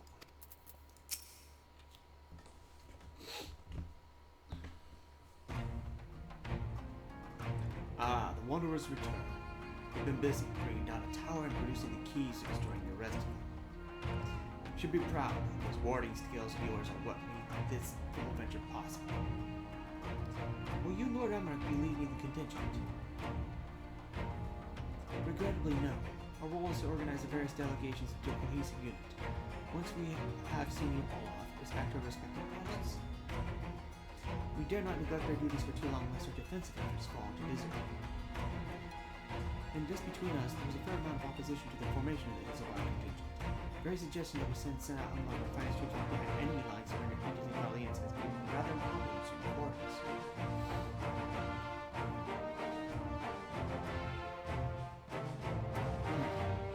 Them all. Sadly not, but I do my best. Truth be told, I'd rather be at your side charging into the fray. Alas, if battles are my own to fight, my words may serve me better than anybody. I hate to say it, the Lord Emmerich struggles mirror my own. For the time being, the best we can offer you is the peace of mind from knowing yours is in safe hands. As you fight the good fight in Ilsabard, I and the other commanders will do what we can against the naysayers that our cause is just. Thank you, both of you. We meet again.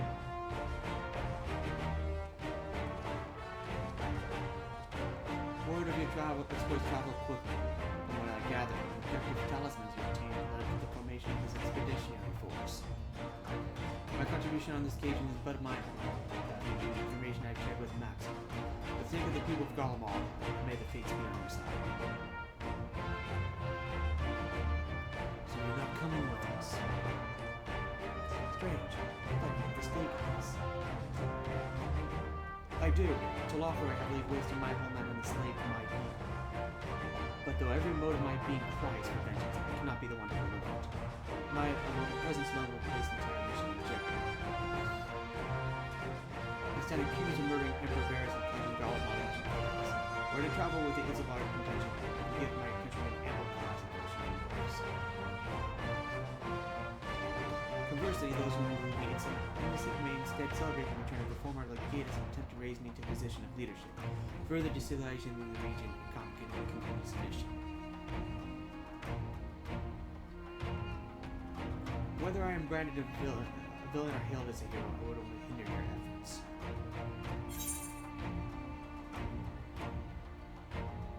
I doubt that you're pleased to see the champion of heirs is a Roman Gallian's way.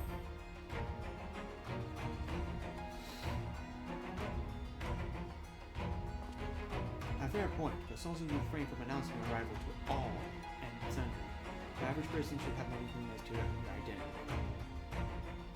Although your titles and deeds are common knowledge, only a select few will recognize you on sight. Perhaps one day they will learn that the Lord of Light is not a demon to be feared, but a woman deserving of their trust.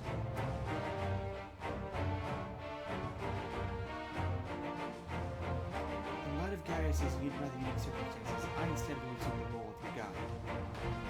Though I may have defected for political reasons, my love for Gaul will not endures. There was not another protector of inner people. Well said. Why not ask you to escort our friends inside? Might even bump to an old acquaintance or two. Now, if you don't, if I don't see you again in your part, the fury get out of it.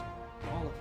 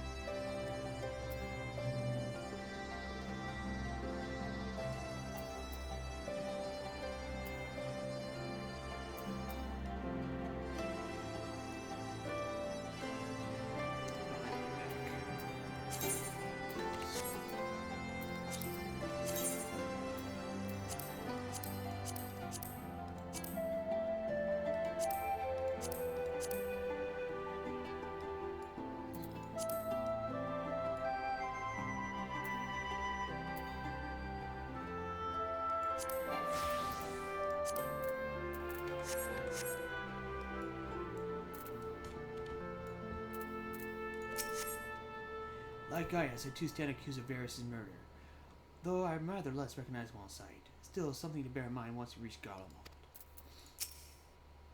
So that's Gaius Belzar, the horrors he must have seen. Many of his own making, I do not doubt.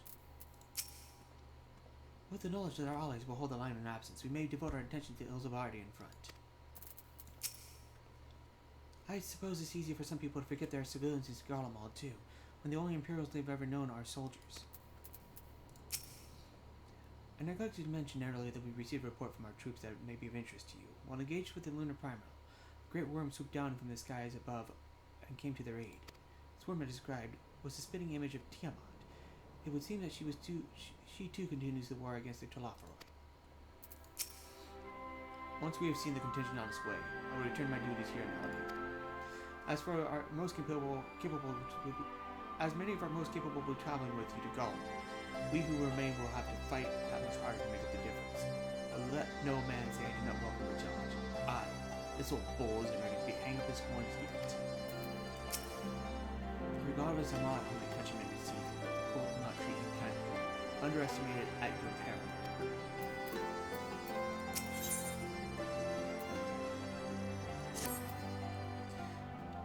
The other members of the Ilsabard contingent are gathered at the royal palace.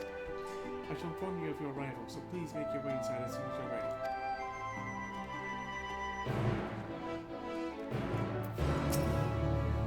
Ah, the remaining members of the Science. The friends of most of the Ilsabard contingent await you within. Would you like me to see you through?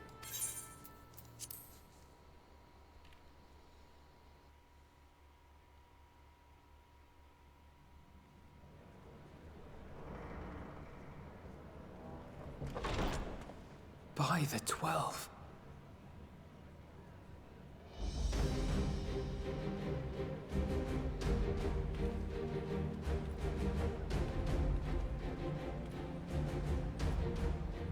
Glad you could join us. I hope you don't mind, but we went ahead and started without you. As you can imagine, our traveling companions were eager to become acquainted. 'Tis a rare thing indeed to see such a diverse and talented group of individuals assembled for a single purpose. We fight not only for the sake of Eorzea, but for the entire world, including the people of Garlemald. Much rides on the efforts of the Ilsabard contingent. Indeed, which is why I am glad to find myself in the company of many trusted comrades, yourselves included. Lucia! I have come at the behest of Lord Emmerich, who has honored me with the role of Ishgard's representative. And for the good of all nations, not least my former homeland, I am determined to see this mission through to its end. We have a hard road ahead of us, but walk it we shall, together.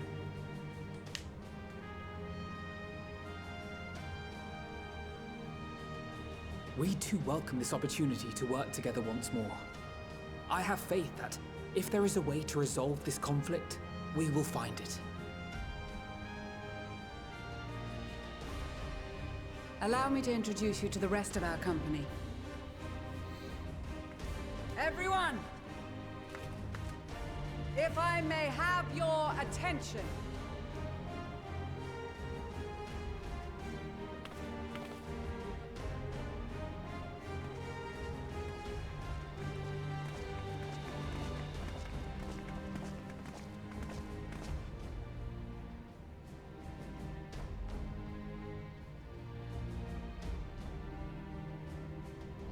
Might I ask you to speak first?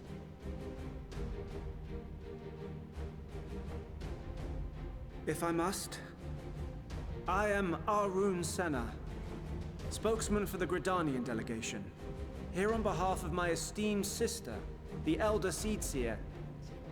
We shall provide support and protection to those in need during our time in Garlemald.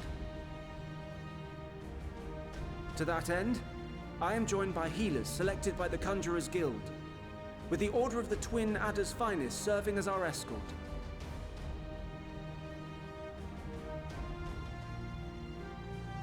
Suppose I'd better say my piece. Wait, I know you. The name's Sicard, in case you've forgotten. Truth be told, I'd rather you had forgotten. Any road, the Admiral asked Captain Hilfear to send his best, and for whatever reason, he picked me.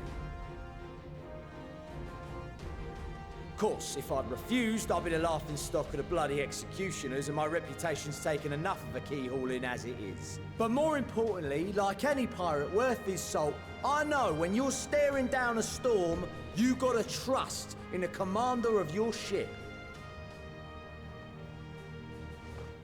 So if the Admiral wants us to go to Garlemald, not for plunder and glory, but the promise of peace in our time, then that's what we'll do.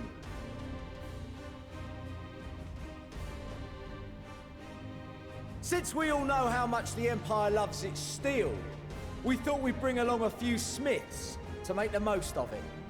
Give them a pile of scrap and they'll cobble together anything you fancy. Of course, just like the Gridanians, we got fighters of our own. We might have come with a more constructive purpose in mind, but we're more than capable of cracking skulls, believe you me. Well, you're certainly raring to go. But then again, so are we. The most dependable warriors of Uldar and Alamigo have assembled at the Sultana and General Aldin's behest.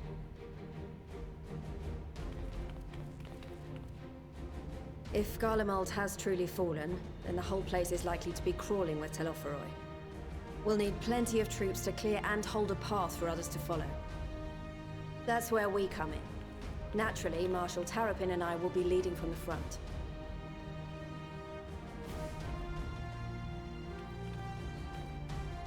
It's been some time since I last saw you in your element on the battlefield.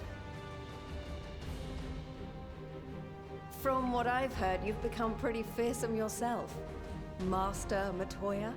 The avatar of destruction?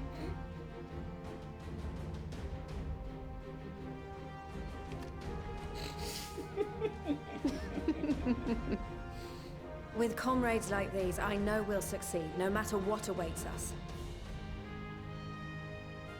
And then we might finally get a chance to enjoy a good long rest. But until then, let's give it our all.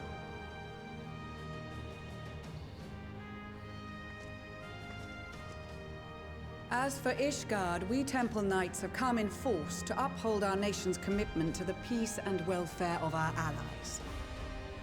The bitter cold of Garlemald is a formidable enemy in of itself. Our experience fighting in ice and snow will prove invaluable in the days ahead. Accordingly, I have been designated commander of the Ilsabard contingent. I will do all in my power to provide you with the leadership and guidance you require. The four high houses, House Hylinart foremost among them, have arranged for a host of machinists to join us on our mission. Their knowledge of Imperial Magitech is sure to be a great boon. They will address any problems of a technical nature, together with the smiths of Limpsa Lomitsa. There is another awaiting introduction. Lord Emanolaine! Ah, yes. Emanolaine de Forton, at your service. Though, lest there be any misunderstanding, I should stress that I've not become a fearsome warrior while you were away. Rather, far from it, actually. My brother, in his infinite wisdom, decided this would be an excellent chance to make something of myself. Oh, and fight for world peace and all that. But, should the opportunity arise for a spot of ballroom dancing, I will be your twinkle-toed gentleman of light.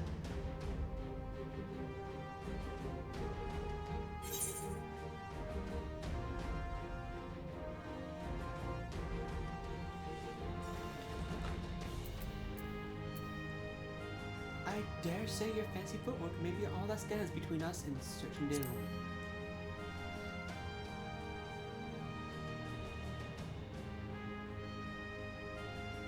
Huzzah! I cannot wait to regale Honohua with my tales of daring-do. I believe that concludes introductions for the Grand Company of Eorzea. Our allies from the Eastern Alliance were due to arrive some time ago, but it would appear they have been delayed. Would that be the shinobi of Doma? Actually, they've been tasked with relaying messages back and forth between the various Eastern nations.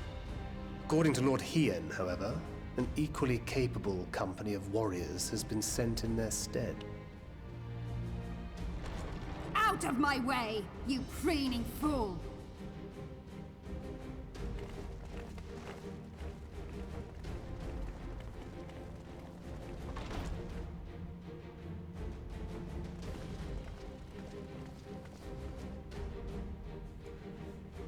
Forgive us for coming late.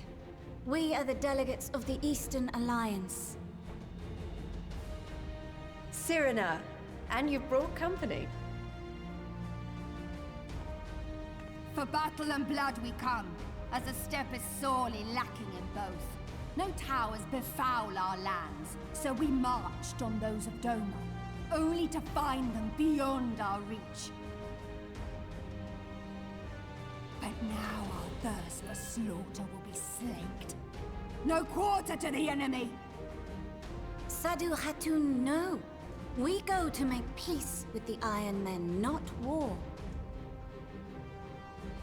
Warriors of the Steppe, we've heard many tales of your bravery. We welcome you as allies. And these other ones you have brought are... Members of the Dalmascan resistance group, Lente's Tears. And the Bosnian resistance. Between them, they have a wealth of experience in espionage, and are particularly adept at infiltrating Imperial facilities. Which is fortuitous, since Garlemald's domain is so vast that I could never hope to handle reconnaissance duties all by myself. Dalmasca, Bosnia, Alamigo. All lands which have suffered the tyranny of the Empire. I would never presume to question your motives. Nevertheless, I must reiterate that our goal is to aid the victims of the Telophoroi, the common folk of Garlemald. And they are victims, make no mistake. Though I understand that many may struggle to see them as such. You're more right than you know. For every one of us that answered the call, there were a dozen that refused. Not only in Alamigo, but everywhere we went. And who could blame them? The Empire's always been the enemy. But after seeing what we've seen, fighting and working against and with Garleans, there's no denying the simple truth. They're just people. No different from you or I. They've got their share of liars and murderers, but so do we. So do we all. Fordola, who once swore herself to Garlemald, has proven herself a trusted ally time and time again. Every Eorzean here knows Cid Garland, the Imperial defector who shared with us countless technological wonders. Maxima, who stands with us today, tried to reform Garlemald from within and make peace with Doma. So you can believe me when I say that every fighter here understands and accepts that the Imperials are not monsters and are deserving of help. Or at least that they were able to put aside their feelings for the greater good. It won't be easy, but we're all determined to make this world a better place.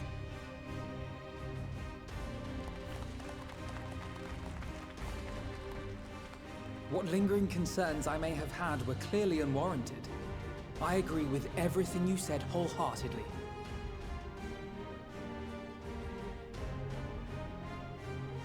Then we are in accord. Now, let us review our strategy. To reach the Garlean capital in northern Ilsabard, we must cross the central mountain range. Fortunately, Garland Ironworks can provide aerial transport, sparing us this most treacherous part of our journey. However, attempting to fly any closer to Garlemald would attract the attention of the Telophoroi. As they appear to have seized control of the majority of the Imperial military, we must assume that includes its fleet. In addition, Garlemald possesses devices that can interfere with airship navigational systems, further discouraging an airborne approach. Given the circumstances, the closest we dare deploy our contingent is an area between the range and the capital, the Magna Glaciers. From there, we must travel the rest of the way on foot. We will also need to bring the airships with us to ensure we can withdraw with haste. Although much of the terrain will be blanketed in snow, we should be able to make use of local roads and shipping facilities. The vast ice field will afford us an unobstructed view of the surrounding area. On the other hand, it will also allow others to easily spot us, so it is imperative that we only make camp in positions where we can easily defend ourselves. And the airships, which must be kept safe at all costs. We cannot account for every possibility, so we must be prepared to think on our feet. We will be tested. Sorely tested, I expect. But for our homes and for our people, and a people not our own but in need, we will succeed. Spare no effort in your preparations. Once we depart, there is no turning back.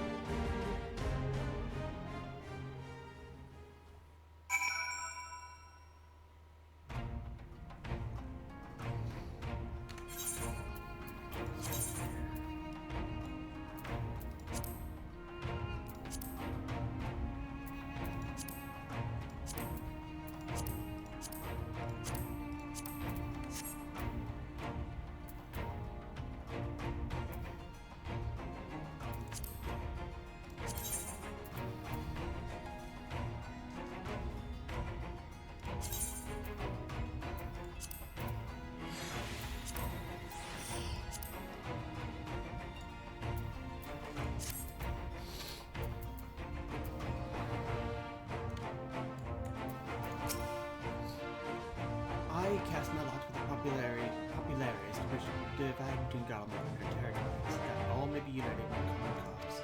But we were disparaged as a radical, the centers looking to destabilize the empire from within. Many friends and even my parents perished. In unfortunate accidents.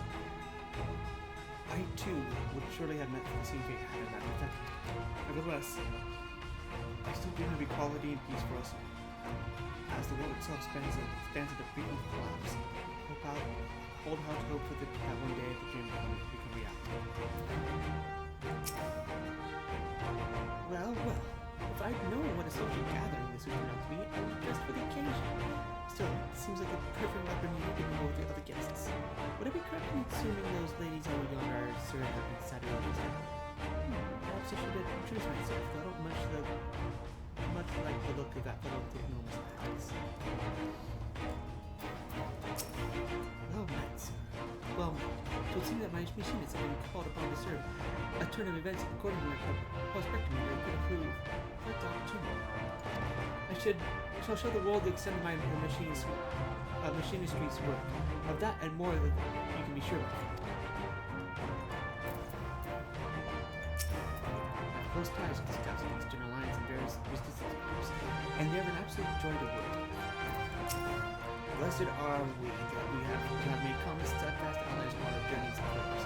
Indeed, we are joined today by many new acquaintances, who in time shall we come to call our comrades and advocates. I'm glad to see you well, Sarah. Grandmother was worried for you.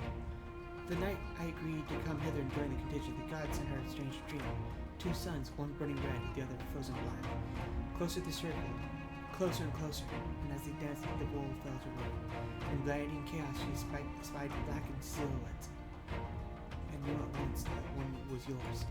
Yet we knew not how to interpret this dream, save as a sign that the great danger awaits. But whoever lies ahead will walk with you, traveler. I was not expecting to find the man who taught me red magic at a certain number of places. How did he see it? I suppose he's had his share of unpleasant experiences with the Empire, but so have we all. Perhaps there's some other reason. Well, in any case, I've had the feeling I'll see once again once it's all over. I'm sure I'll be pleasantly surprised by how much my surprise has improved since we last met.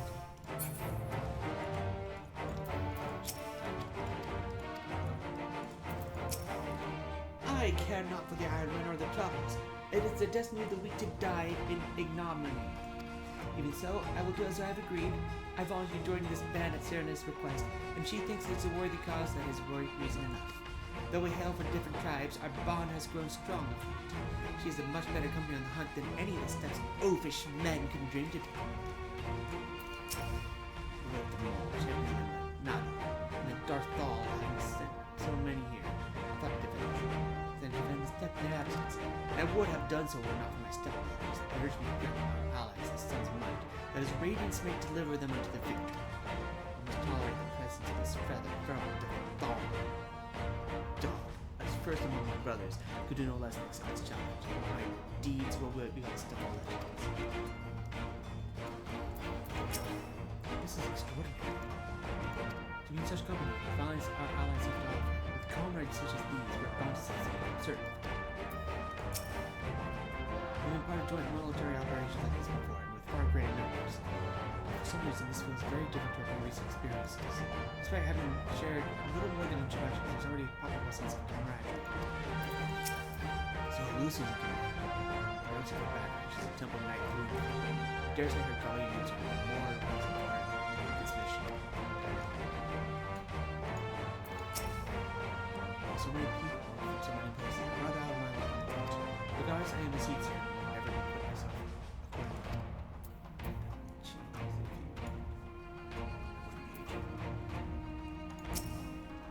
I've led troops into battle many times, but never a unit of such a diverse range of talents. While I've been briefed on their capabilities, I expect you to provide additional insight into their strengths and weaknesses. I appreciate any advice you may have. Until the Empire fell, Guardians were the only ones we was allowed to impose terrorists upon at sea. Weren't easy pickings, but I made myself a pretty deal. Since they've been so generous to me and mine, perhaps it's time I return the favor and give them a little something back. Often has Father told me of the struggles faced by Alamigo in the days of the occupation, and I too have crossed swords with the Empire on many occasions. The Garlemald has long been our bitter enemy. Her Grace has elected to bolster the Ilsabard contingent with members of the Immortal Flames. As representative of the Sultanate, we are one in our commitment to the cause. It seems so long ago we were sailing across the Ruby Sea and charging about the Azimstick with Serena and the others. I'd say we're overdue for another adventure. Brings back memories to see some really familiar faces. Been through so much together. Good times. Not so good. I expect Garlemald will be mostly the latter, but I'd like to believe we look back on these days more fondly in the years to come. At that time, I'll have to make it out of this alive. Don't you die on me,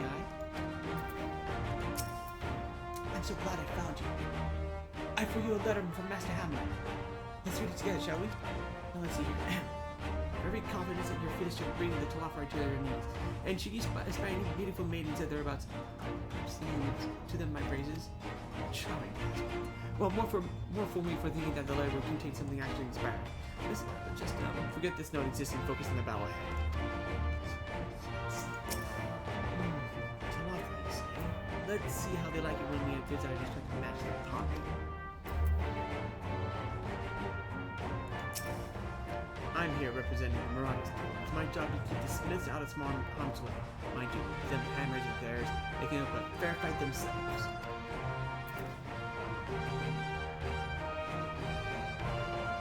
Let's change.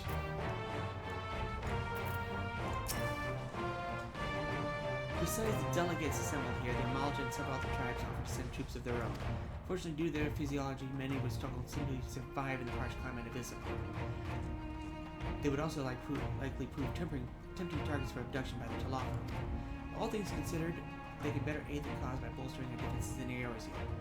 Though their eagerness to do more has been noted, we few shall have to suffice.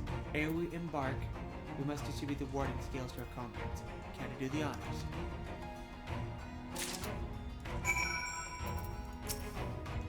Warding scales from the Ishgardian delegation attendant.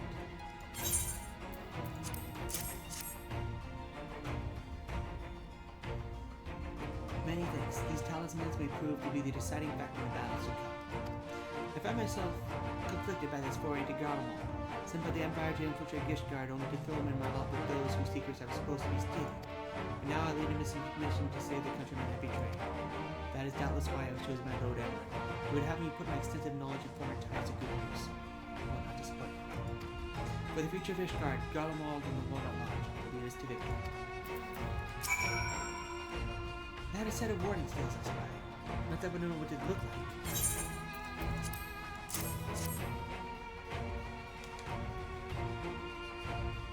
Wow, look at these. A layman like me can tell the person with anything. All the better to fend off the timbering waves? Is that the right term? Anyway, they'll give us one less thing to worry about, which just leaves another mountain of whatever else is waiting for us in Garlemald. Only one way to find out, hey? Nervous or not, I'd march through all 7 hells of giving chest with Xenos back in the grave where he belongs. I hear you got something.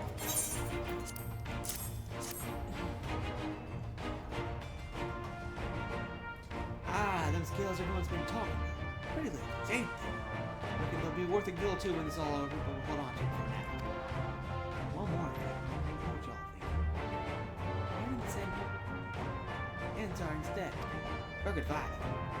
All the Admiral and Captain Hilfer told me was they need someone to help safeguard the future. Here I am. Can't say they haven't got a sense of humor. Of course, somebody might be wondering what a good pirate is on dry land in the middle of the sun and snow. Well, me and my crew will do whatever it needs to do, so let us set sail, or however the saying goes on airships. Yes.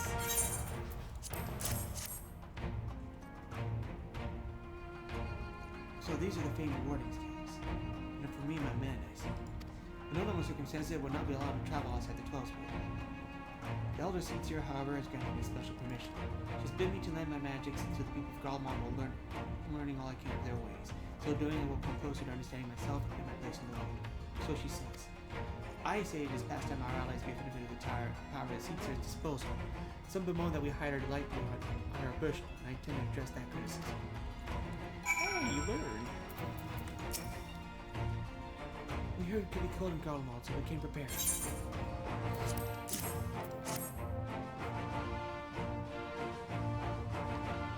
Oh, the talismans! We're to keep these close at all times, yes? I will see that no one misplaces theirs. And before I forget, I have a message from Eaton. In distant lands in times of strife, together stand, together fight. In darkness shines the light of light. I hope I've done his words justice. Doma, much like Othar, has been plagued by the towers. Yet, while he could not be here, he wished to express his shared conviction. He and Ugari labor to arrest without to unite the people, and with their aid will keep the enemy at bay. And we have the step in the Eastern Alliance will repair their efforts by ending this war.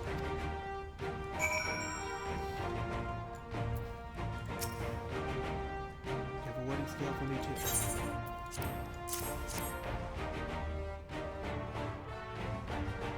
Thank you for this, and for going to such incredible lengths for the sake of mine. Though I have little to offer in return, I will impart some advice. You have been told by many to wear the coat of Ilsabard, and I stress enough that this is no token word. I will be distributing special made warming tinctures, courtesy of the alchemist skill, but understand that they are no substitute for proper protection. I will leave the provisioning set of protection to your discretion. Now, let's proceed to Galamir. We make your final preparations and the pilots ready at the airships.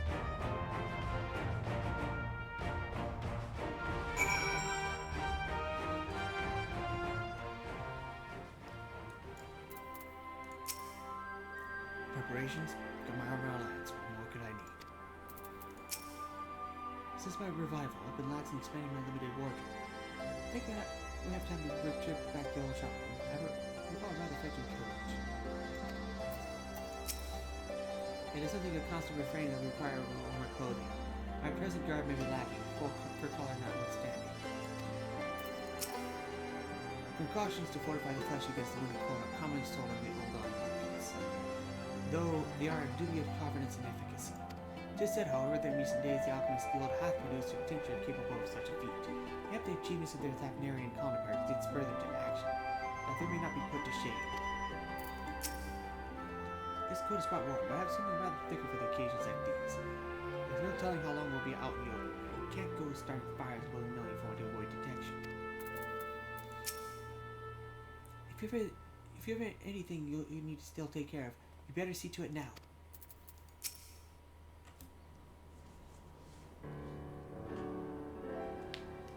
This is our last chance to make ready before we set forth.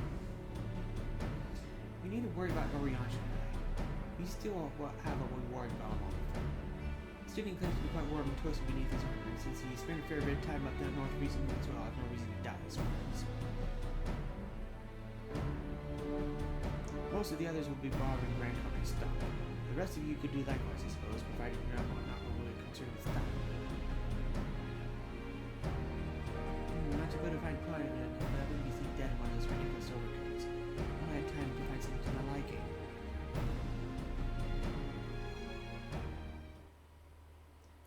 Hark! Is that a cry of a science and a need of a tell I hear?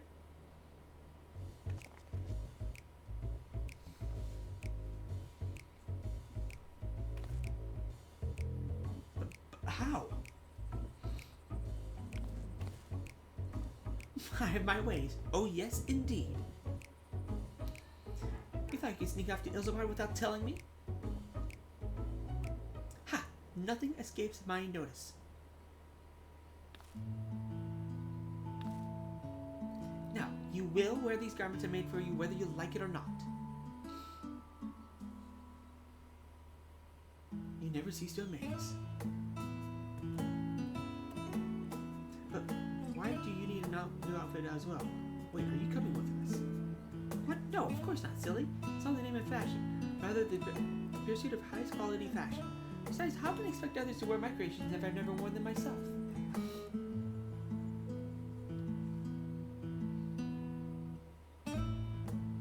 I did have one other thing to share. Agnes and Blumuida have finally returned from their assignments in faraway lands. We'll be staying at the Rising Stones for a while to keep an eye on the events throughout ARZ. Since they'll be running things back at headquarters, I was wondering if I could lend a hand in Charlotte. Oh, why not? You can keep Prowl Company in the Valdesian Annex. Yes, they'd love to have you there. And I heard Artemis and Blomeda did a fine job carrying on instead while we were lying comatose. With them in charge of guys and stones, there's nothing to worry about. My thoughts exactly. Also, I'm confident you won't go collapsing again because a certain someone who shall remain nameless is in the position to transfer your souls to another world. If anything similar to disasters were to happen, you're well positioned to do something about it.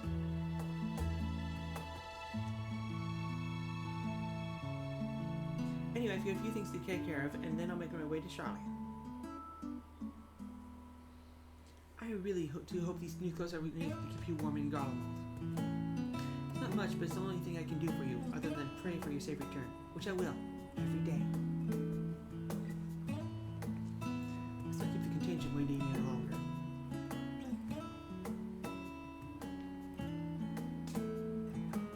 Here are your winter woolies, hand-crafted and fitted by yours truly.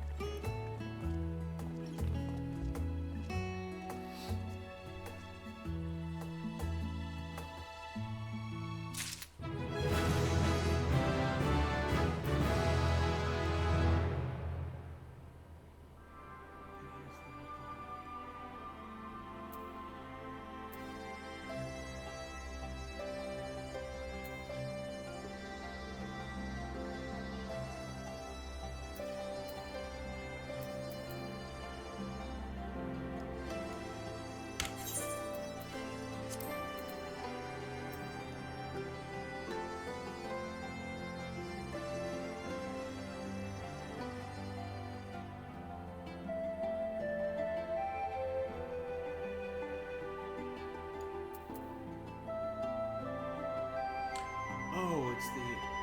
Okay.